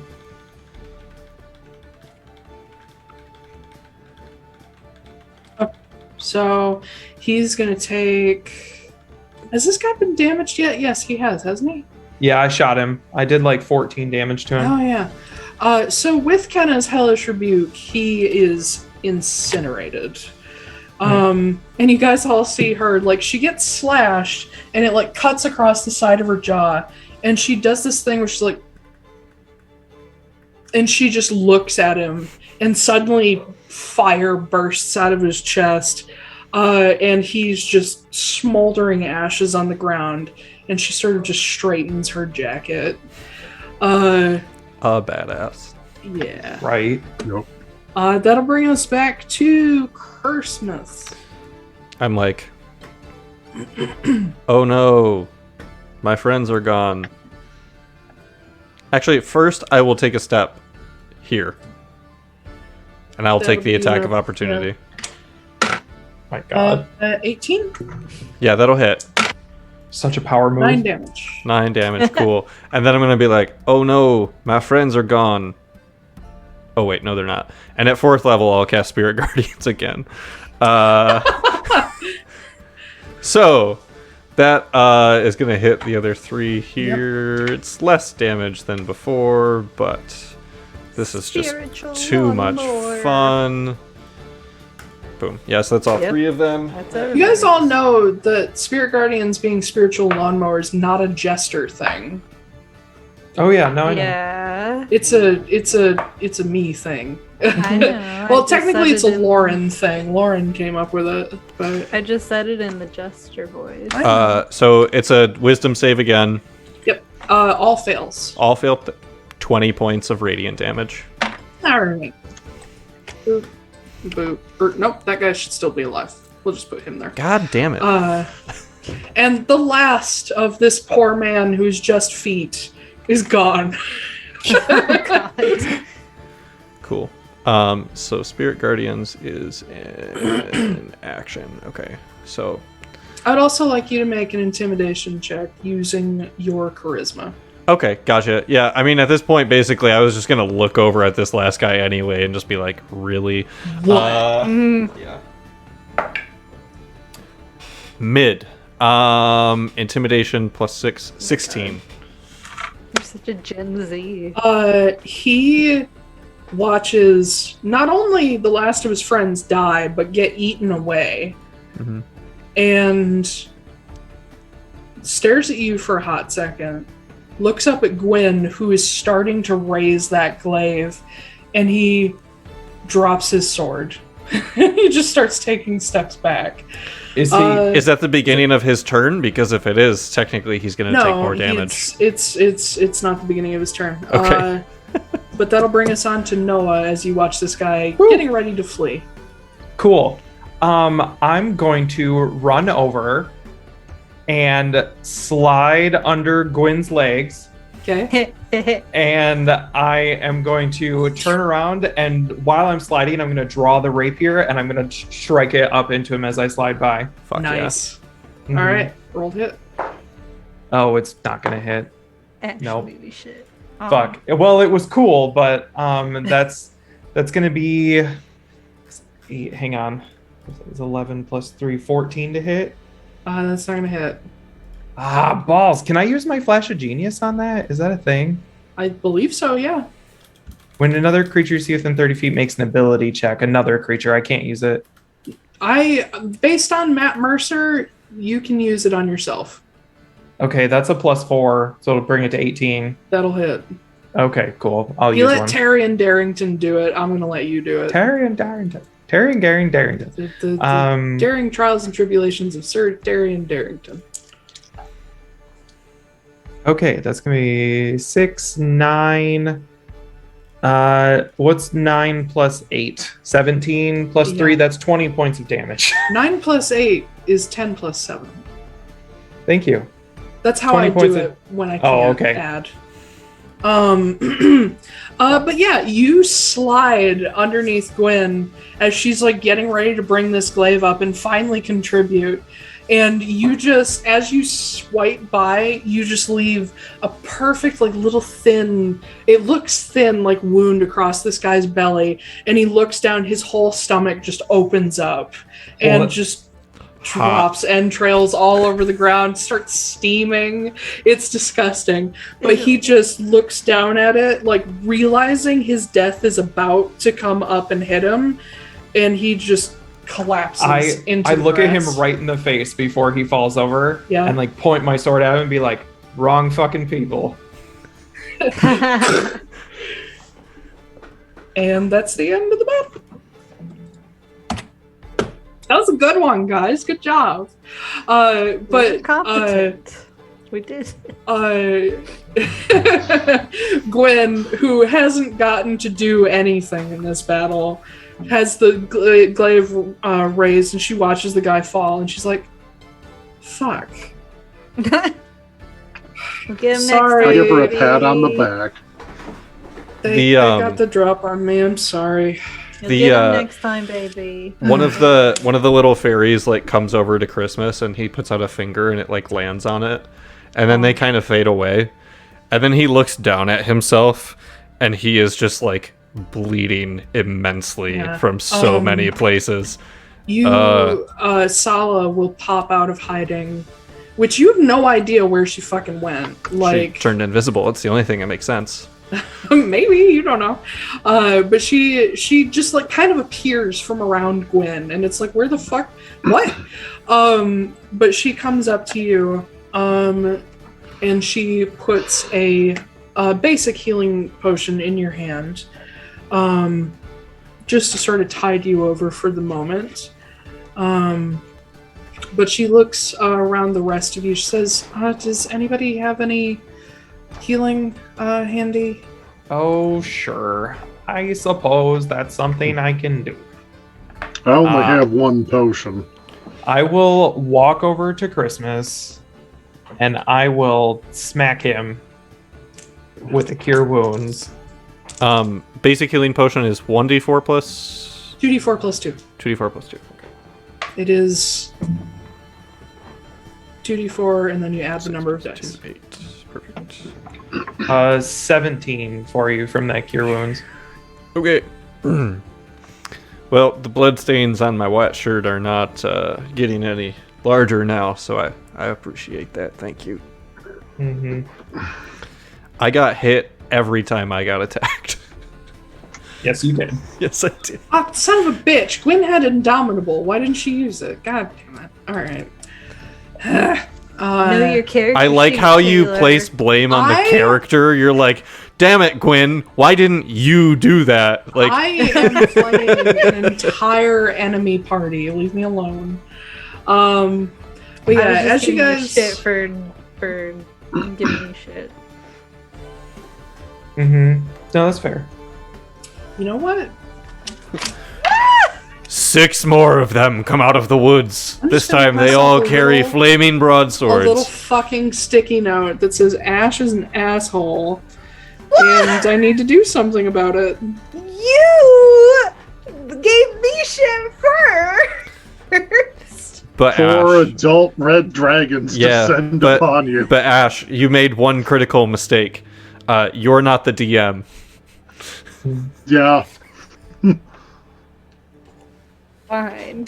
Apparently, I can't. I get picked on. Yep. When I do the picking on, then Yep. it's bad. Oh, Yeah. That'll learn you. That's precisely it.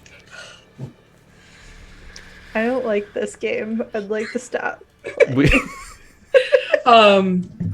So, as you're kind of gathering yourselves up and like taking stock of who got how hurt, I think most of you are at least slightly wounded, but Sala's fine. Walter's fine. Kennah's like got a wall cut right here. half of us are poisoned too. Yeah, Yeah. which will wear off after a minute or so, but somebody might be puking their guts out for a hot second. It's me. Which- I'm puking this- my guts out. This is Nice the place to meet do you. it. All you gotta do is just walk a little bit into the brush and just hold it. And But you're not done. too far. Not too far. Inside. And then like a lemon tree sprouts or something because it's magic and shit. I don't know. Yeah. Sure. I ate a lot of cake earlier, so my puke turns into a cake tree. No, but I that's meant how the it's the Feywild works. Feywild. No, that's what I'm saying. That's what I'm saying. Yeah. It's a cake tree. Yeah. But yeah. Someone you eat some guys- money real quick and then throw up.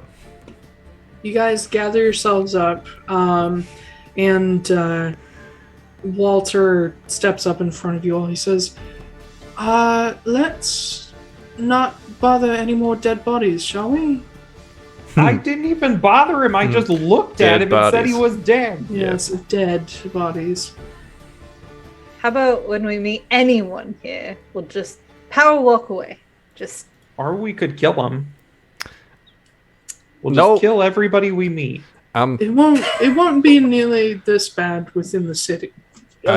But just we need to get there. I got stabbed a lot. Yeah, I see that. And Christmas, you suddenly feel somebody pick you up, and Gwen puts you literally sitting on her shoulder, and she starts walking. Oh. Cute. She's like, "This is what we used to do all the time. He was slow as shit." This way, everyone. Somebody Follow me. Somebody roll me. I got it. Not me anymore. Oh. D100. A D100? Oh, I Yeah. love D100s. They're my favorite. Oh, God. Why? 99. Holy shit. Oh. That could be incredibly bad. That's We're okay. incredibly good. Could be. Is this one of those tables where the last one, like the big one at the end, is just 100, or is it like 99 to 100? We're about to find out. Everybody turns pink. You know what? I'm here for it. Noah's already been did that to teaching Jax. Foostrak make it pink. Okay. So you guys continue on. And again, as soon as you get kind of like distracted looking at stuff or talking to each other, time just slips by. And you're getting closer and closer to the city much faster than you think you should. As you approach Amadithelion's north gate, which leads into the top layer of this Minas Tirith-like city, you see just outside the gates, there's sort of a small, I wouldn't quite call it a village, but not a full-blown town either. A collection of like a mix of shops and residential buildings and like a trade post are just outside the gates. And you see the walls up close are made of not stone, but this sort of almost emerald-like, maybe gemstone, but like blocks of these gemstones. And they're sort of like they're sort of emerald-y, maybe a little bit lighter green, maybe even a little bit bluish, but every so often set into this green wall. And I just realized I described the outside of the Emerald City, and I'm sorry. Every so often along this wall, there is a white stone pillar that goes up through the middle of the wall, almost like something to brace it. And the gates have a white stone arch and have a white stone like gatehouse, portcullis, and then dark wooden doors that everything is open. You can just kind of walk through. But in this outer little village area, Christmas, your memory again has a little like jog where you feel like you remember passing through this place many times.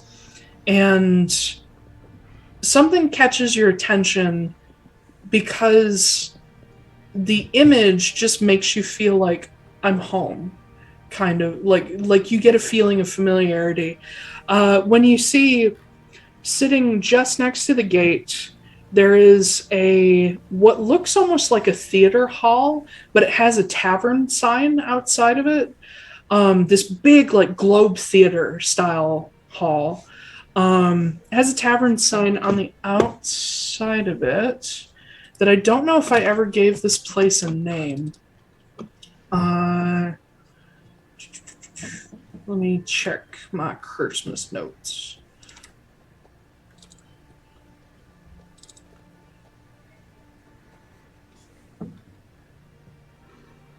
Yeah, it does have a name.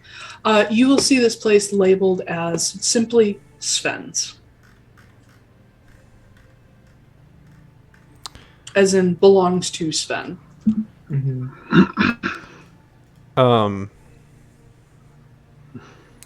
I look over at Gwen and Sala, like, this is, I guess I'll look up at Gwen. No, you're on her shoulder, so. Oh, okay. I'll look down at Gwen. So we this feels familiar. Is this place we know? Yeah, you occasionally worked here. You had a good relationship with the guy who owns the place. He also owns the place that you lived in the city. This is sort of his second location. But it's an old theater that he turned into a bar. So that's right, I had a place that I lived in the city here too. I should try to find that place while we're here, but yeah, isn't that where we're meeting Ross? my understanding was we were either going to... Hold on, let me pull up what Ross said again. I may have misconstrued what he was saying.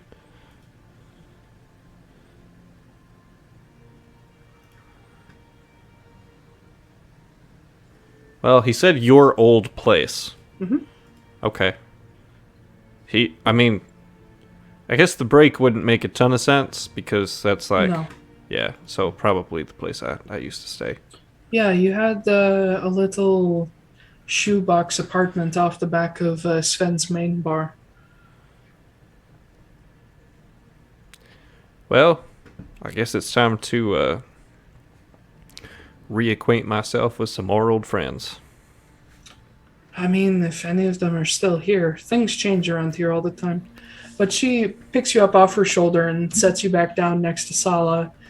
Sala immediately takes your arm, worried about you because you just got the shit beat out of you.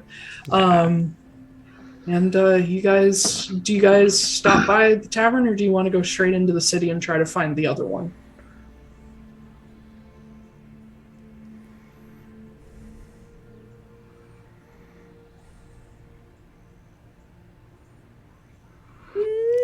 Yes. Wolfe. I mean, Sure. we're here now. need We might as well just... Do we know where the other one is? You don't. Sala and Gwyn do. If they do, I mean, it would make more sense to go find the other one now, because that's where we Okay. need to be. All right. So before we wrap up then, you guys head into the main gate. You pass by some pretty heavily armored guards that, honestly, with how bulky their armor is, it's probably more just for show. But there are like scouts up on the walls, archers, that sort of thing. And most of the people that you encounter here are going to be Eladrin or some other type of elf, but there are smatterings of other races. And in fact, Foostrak, you're going to notice there's a lot more Minotaurs here. There's a fair number of Minotaurs, there's a fair number of Centaurs and other Arborian races, Canatars, basically all the Tars. They're here. Those are mostly Arborians. There is a pretty good number of Tieflings here, but there are next to no humans. And there's not a whole lot of like halflings, dwarves, some of the more common races in Atlaran.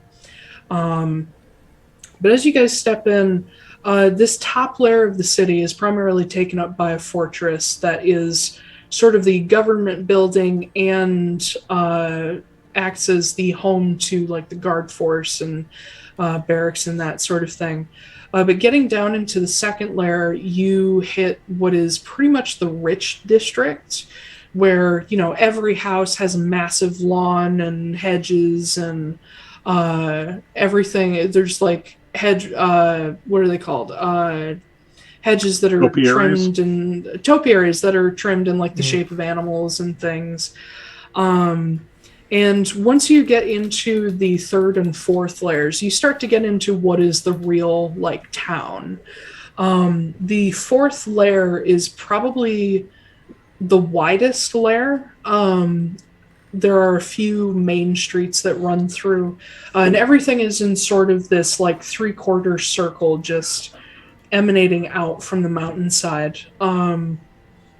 As you guys get here, a lot of Amadithelian is distinctly like Tolkien elven, like wood elven style Tolkien's wood elves, not my wood elves. So think like Rivendell style architecture. Rivendell and Mirkwood, maybe a little bit of influence of the sort of Art Nouveau of Lothlorien. And everything has like these natural shapes, and it looks like some buildings were almost grown out of trees and vines, while others have a little more of the modern Constantinian, like Tudorian feel with like vines and morning glories that grow up the sides because they're older buildings. There's a lot of masonry buildings around, most of which are kind of shops and create some streets have that sort of classic, God, how do I describe it? Ben, you might know how better to describe this than I do. You know how Saranac has those old style buildings that are all connected to each other and have like, have flat tops, and most of them are made of brick. Yeah. What is that called? They're row houses. Row houses. Row house style architecture. Thank you. Mm-hmm. But a lot of these rows are actually home to shops, almost comparable to a strip mall, but imagine it medieval instead. Mm-hmm. And there are vendors all over the place on the street, hawking food, trinkets, anything you can think of. Amadithelion being the sort of Constanos of this continent in the Feywild, this is a place where you can find almost anything. But it also being the Feywild, it is quite a bit different in that while it is a little bit smaller than a lot of Atlaran cities, there's a sort of richness to the culture here where a richness to the cultures, but the cultures are separate. Like you can clearly tell like this is like the tieflings and like infernal cultures area, and this is where like wood elves are, and this is where the sun elves are. It's very like little neighborhoods, like a little Tokyo, a little Korea, kind of separation of cultures. But there is Elven, especially Eladrin culture throughout. Getting into the main drag of the fourth lair, Gwyn and Sala lead you guys up to this large stone building that looks like it was probably once like either a barrack or maybe some rich person's like miniature castle or something. But it has like crenellations along the top where there's like a door that comes up out onto the roof of the place. And there's actually like turrets on the side, like little towers. And the front, you can tell that the original like entry was knocked out and like the threshold and the gate taken out. And instead they installed these gigantic wooden gates that look like they've never been closed.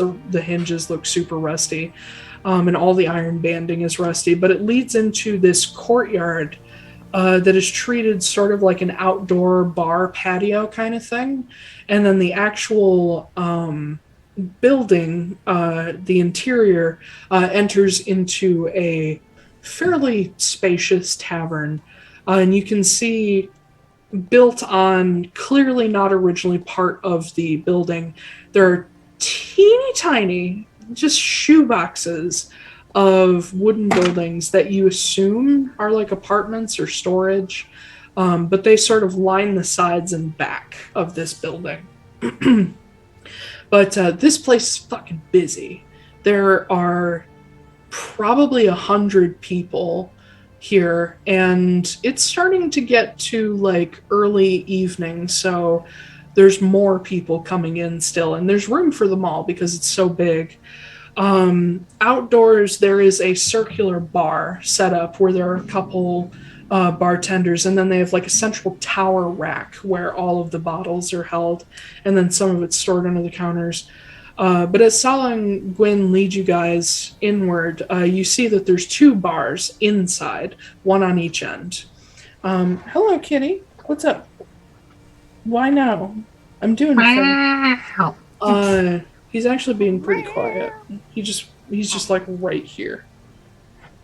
Oh, don't hit your head. Good Lord. I heard that. Yeah, he does it every time. He has 2 brain cells and one of them is damaged. They lead you in and you see at one end a bar is being run by a young Eladrin lady, hair cut pretty short. She's got shelf boob going on with the classic like tavern dress. And on the other end, you see a geary gentleman with a long, like, gray, starting to turn white beard. He has long, grayed white hair that's, like, shaved on the sides and back and braided back in, like, a Viking style. Covered in geary-style tattoos that you guys recognize. This guy's probably from Atlaran, based on the way he looks and the fact that geary are definitely not native to this place. But you step into this main room, and the geary gentleman looks up, and he's sort of clocking people as they come in. And Christmas, you see him lock eyes on you. And you see him like slam his hand down on the bar, and he yells across you. He's like, "Chris!" Sven? What the fuck are you doing in my bar?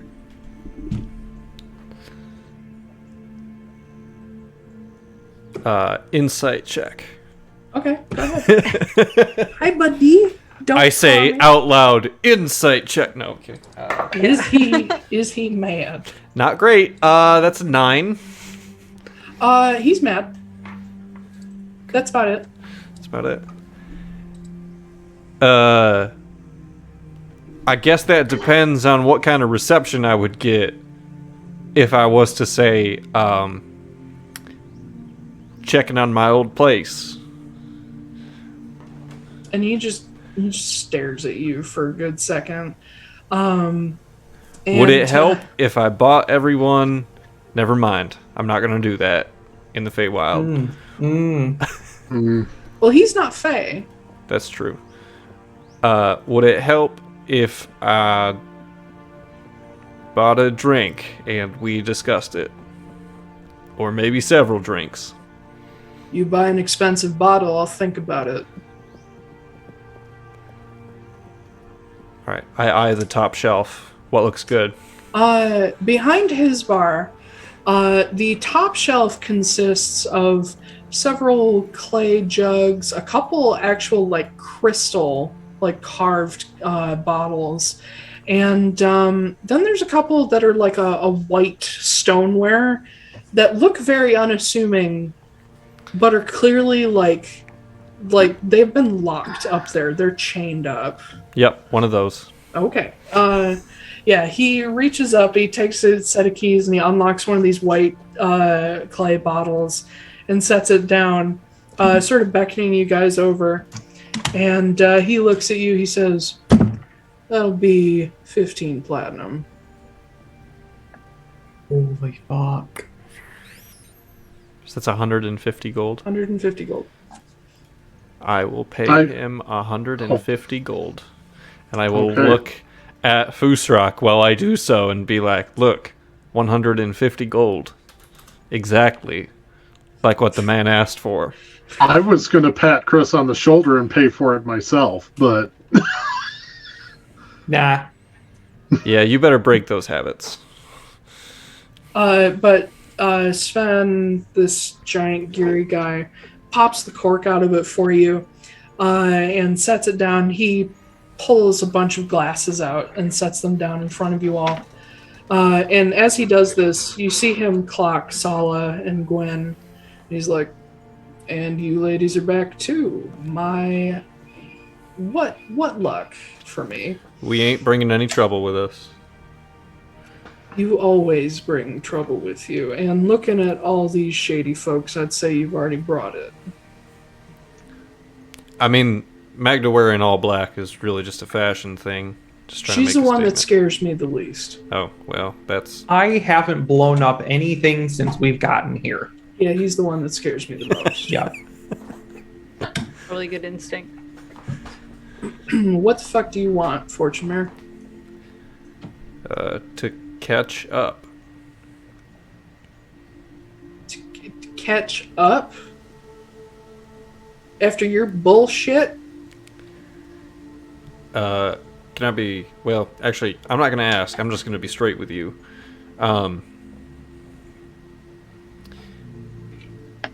I haven't been here in a while. I've actually been traipsing around Atlaran for a while, and I don't remember most of my time that I spent here in the Feywild. So if ain't that fucking convenient for you? No. Don't remember really all not. that fucking money you owe me and how you just up and disappeared without a damn word. Nope, I don't. Not to mention your fucking tab. Look, Sven, I didn't come back here to cause any trouble. If anything, I came back here to pay. Make things right with people. Yeah, to pay. That would make things pretty much right with me, but I'm never renting to you again. Okay, that's fair. Do you know what's going on with my old place? Yeah, I rented it out to somebody else. It's been 10 fucking years. That's fair. Or not 10 years. Has it been 10 years? It's been 5 years. 5 years, yeah. I mean, with Feywild time, it could be 10 years. Still probably got some of your shit in storage. Well... And you can have it if you pay me. How much do I owe you? Let me look at my ledger. He pulls out an old-looking book and he flips through it. I promise I'll wrap up in a second, guys. I'm sorry. Flips through and he plops this ledger down in front of you that you see is from several years ago. And you see he had a ledger of like people's payments and everything. And then he has a side thing that says Christmas Fortunemær. And there is a rent like charge, and then a note that says missed payment, and then a rent charge, missed payment, and then it just keeps adding up.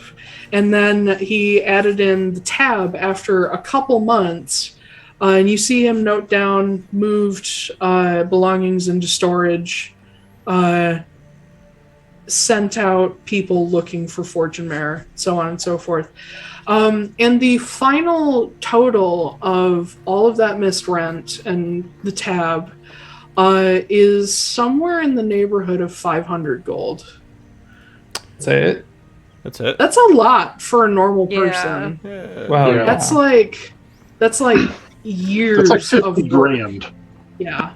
Hmm. Like you could buy a house with this much money, or at least put a down payment on one. And But I wish for a 500 guy- gold did that today. For a guy who runs a business where people buy drinks for a copper each, this is a lot of fucking money Yeah. that he's been waiting 5 years to get back. Well, if I hadn't just given him 150 gold for that bottle, I would actually be able to settle that debt right now. Well, ain't that shitty? Yep. Yeah. Well, I'll tell you what. I don't have all of that. In fact, Of course you fucking don't. well, I mean, here's the thing. I technically did about 2 minutes ago, and then I bought this fine bottle just to have this conversation. So, Yes, you did. if you'd like, I can give you some of that now. Say 60%. And then Chris, we'll spend some time here. We have some things to do. I'm sure I'll come into more coin, and I can get you the rest at that time. Chris, I can spot you.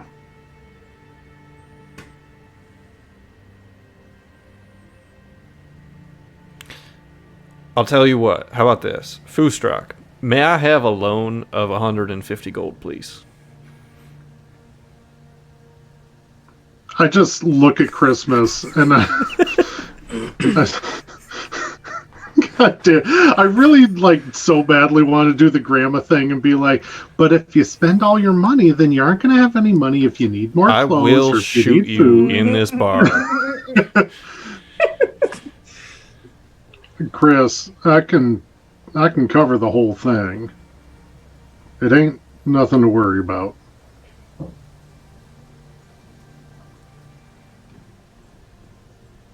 Okay, but I'm going to pay you back.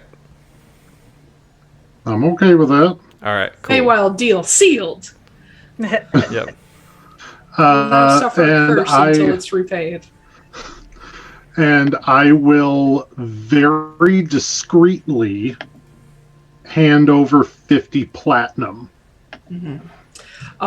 Sven takes it very carefully, counts it, kind of glancing up at you guys occasionally. And as soon as he gets through that, he tucks it away in a pouch on him that's it's pouch inside his pocket because he doesn't want to get pickpocketed, and he sort of pulls the drawstring closed. He says, all right, and he flips his ledger around, marks off the debt, closes it, and says, welcome everybody to my bar. How may I help you? Well, first off, and then I'm going to look to Noah, and I'm going to hand him my money pouch and ask him to put it into his bag of holding so that it is a little more secure. I do that immediately. Thank you. Uh-huh. I just am curious about the things that I have in storage, and then we were going to meet someone here, basically. Meeting Ross. The fact that you already know means that I probably should say yes. That is who I'm meeting. Yeah, he told me to look out for you, and part of me was hoping you didn't show up. But anyway, he sort of reaches out and points across the bar, and you see, sitting at the opposite bar with the Atlaran bartender, Ross Greer, just sort of posted up against the side of the bar. He has a tankard sitting in front of him. He's staring directly at all of you. Well, great. We definitely didn't show up here looking like we don't have our shit together or anything, so, yeah. You go talk to that asshole. I'll go see if I can find the key to storage for you. Are you actually going to take your shit with you, or are you just going to take what's useful? I mean, I guess it kind of depends on exactly what it is, but whatever makes you happy. There's furniture, there's linens, there's blankets, there's all kinds of shit. Well, I can't carry around a lot of that with me, so I'll probably take the things that are valuable, and then, I mean, if you want, you can sell the rest and keep whatever you want. All right. If you want to keep it to furnish the place, that's fine. You know, all right. It's easier for people to rent when they're renting a place that has a bunch of shit in it already. Then go talk to your buddy. All right. I don't want to talk to you anymore. And he calls over another bartender who takes over for him, and he disappears through the back. Yeah, he doesn't like you. Oh, that doesn't feel shady at all. What? Disappeared through the back.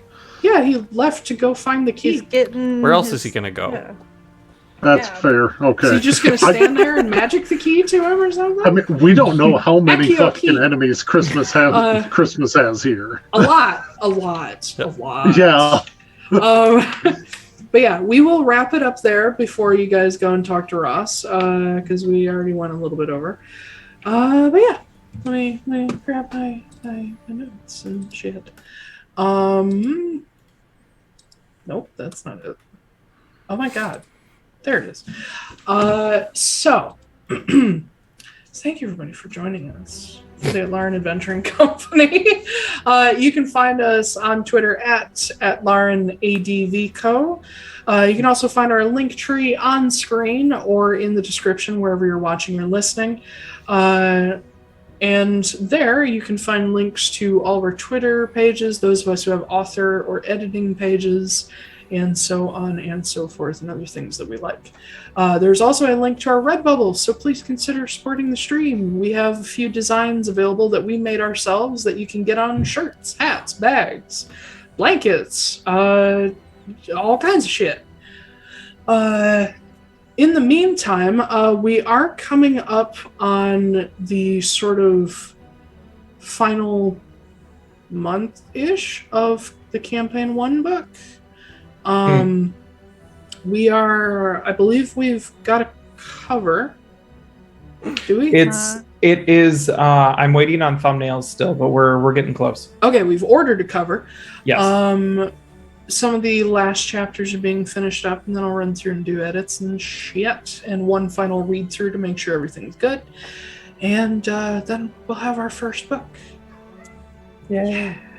I'm not sure when that's going to come out. The original plan was for like the end of June, but we'll see if that gets pushed into July. It'll come out when it comes out. It'll probably be this year.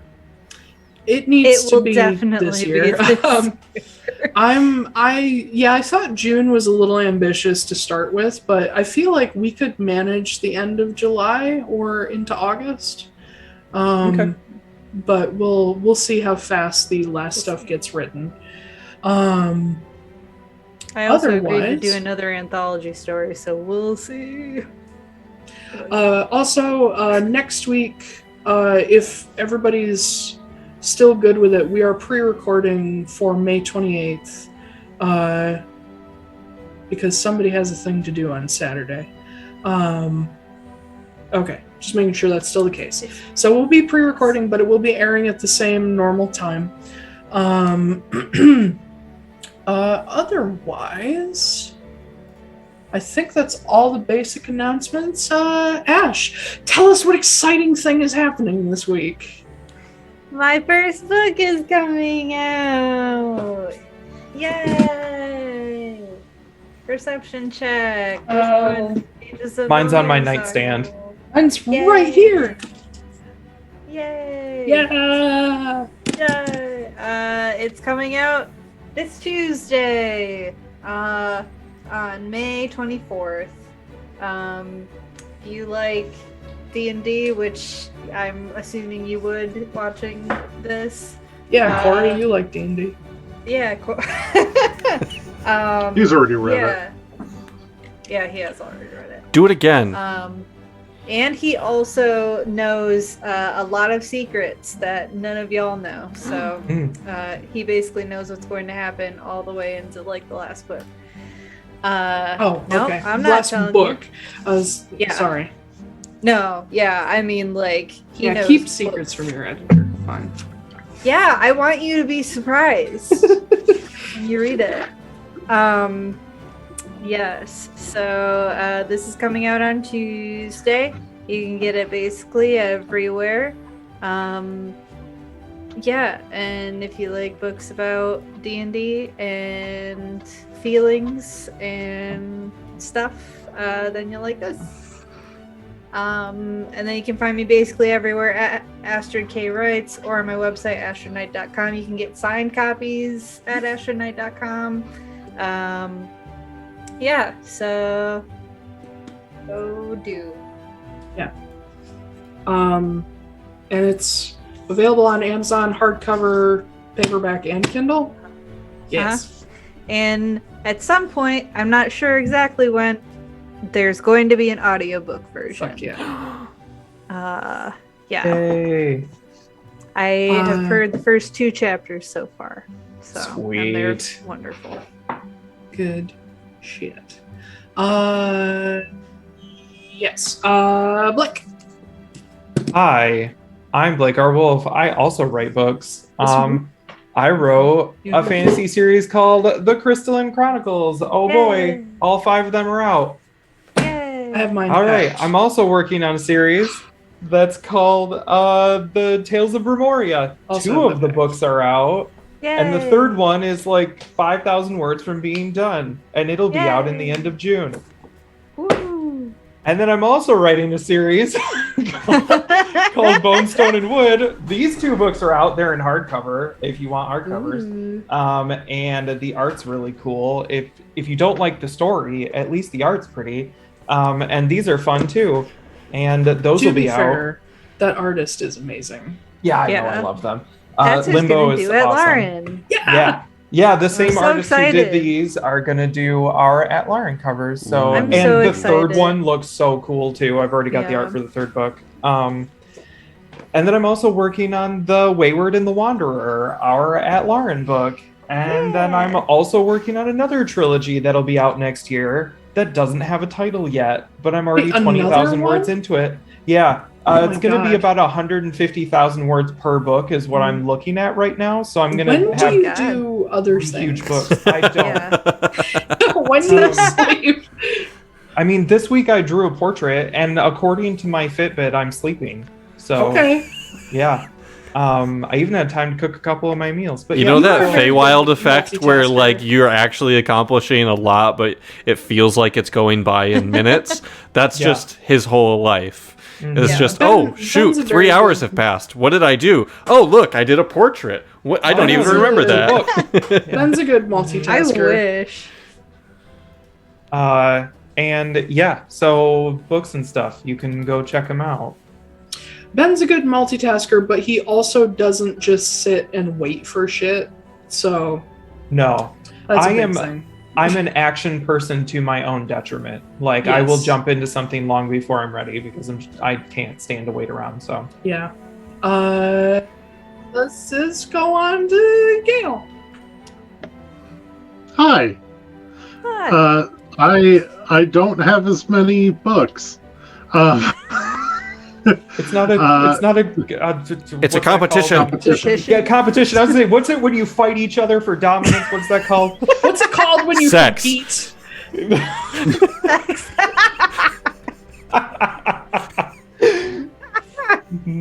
So I'm Zachary Gale, and You sure are, buddy. I write horror stories, especially short fiction. I have my first collection coming out. Some Empty Houses Might Really Be Haunted. It should be coming out in October. We recently just finished up cover art, and I'm very excited to eventually reveal that.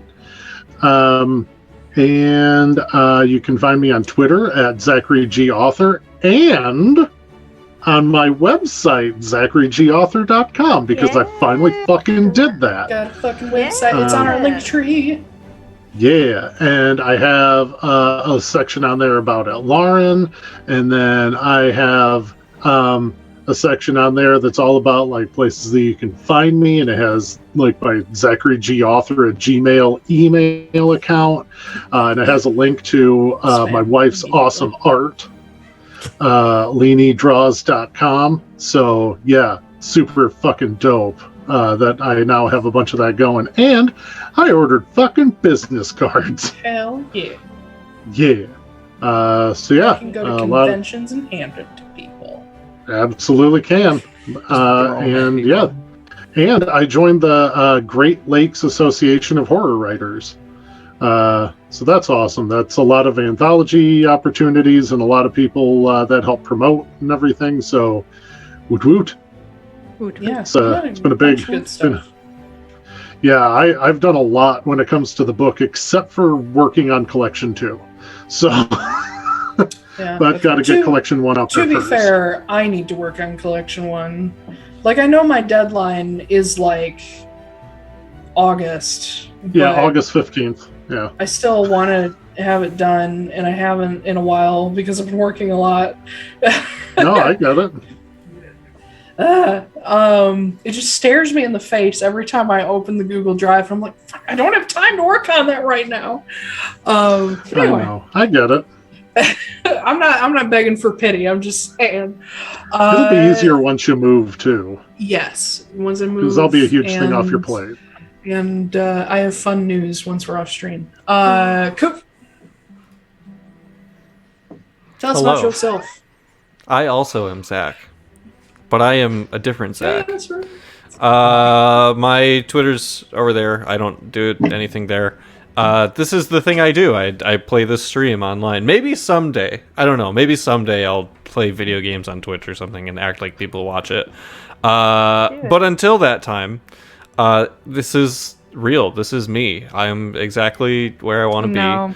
And oh my yeah. god, is this a Disney show? Let that your you're light reciting shine. Right now? I think that's how the words go. Yeah, I also don't have any books, but unlike these people, I do not plan on having any at any time. So, yeah, don't read my books that don't exist. Read theirs instead. That's it. Read my book that doesn't exist yet. Yes, exactly. Your book technically exists. It's just not published yet. That's fair. And that's all, gang. And on that note, we'll see you guys next. No, I'm just kidding. Taiylor, what have you got? I was gonna fill in your nonsense with an actual fun fact. God damn it! Did you guys know that there aren't actually 57 varieties of Heinz ketchup, and there never were? The founder, H.J. Heinz, thought his product should have a number, and he liked 57. And the 57 on the glass bottle of Heinz ketchup is exactly where you need to hit it to get the ketchup to come out. Huh. I never even knew that people thought that there were 57 different kinds. I didn't either. I was like, glass bottle, plastic bottle. Heinz Just used like to have a another whole bunch song. of different sauces. Yeah. Sweet. Easy They squeeze. did, but Does this anyone is remember easy spec- squeeze? Yes. Does Yeah. anybody remember green ketchup? Yeah, when they they did the had- Shrek ketchup. Yeah. The easy They did squeeze, they green had and like purple. purple, Yeah. and green, Yeah. And It I remember tasted weird. It It was did. gross. It tasted like they added mustard to it. Oh, I think it tasted like it had so much fucking food dye in it that you wanted to die. Yeah, that's yeah. Anyway. Food dye. Ah. Ah. Oh. So my thing, I guess. Whoosh. Hello, everybody. You can find me on Twitter at TAIY. Anyway, Highway. Why? Why? Let me No, say the that- O comes later. Whoa. TAIYLORWALLACE. Taiylor Wallace. Make sure you spell Taylor wrong or you'll never find me. You can also find me at Sonder_editing or on SonderEditing.com, where you fucking guessed it. I'm an editor. I have edited books or am editing books for all three of the writers in this here Zoom call. Tay, I talked about you on an interview I did on Instagram. Oh my god, why did you earlier do this that? week. Because My they heart asked me just about literally sped up. because they asked me about my editor, and I was No, like, no, I wow. appreciate it. I appreciate it so much. Thank you. Moving on. If you are a writer or an actual published author, either way, come look me up, especially around after NaNoWriMo time, because I always think that especially newer writers, but especially when you're writing super fast, it always helps to stop looking at your work and hand it to somebody else with fresh eyes for a sec, so they can tell you whether or not things actually work. I also do developmental stuff, so if you're still in the process of writing, I can help move you along if you need a little help. I'm actually working on, I finished one section, but I'm working on a book with a friend of one of our friends who sent me the first section, and I basically gave her all my notes for how she could improve, things she could add, and now she's taking that to the rest of her story, and then she'll send me a new section, and so on and so forth. So I'm basically helping her develop her writing while she's writing. In the meantime, what else is going on? In the nice time. I think that's all the shit. So thank you everybody for 3D printed dragon. Sorry. I just like it's like spiky, so it He's feels so really cute. good to play with. Ooh. I love his little leggies. Yeah, he does have Yeah, little teeny Super legs. cute. Thank you all for joining us, and you can catch us on Twitch 11 a.m. Eastern on Saturdays, whether we He knows how to pre-record or twerk. not. Hell yeah.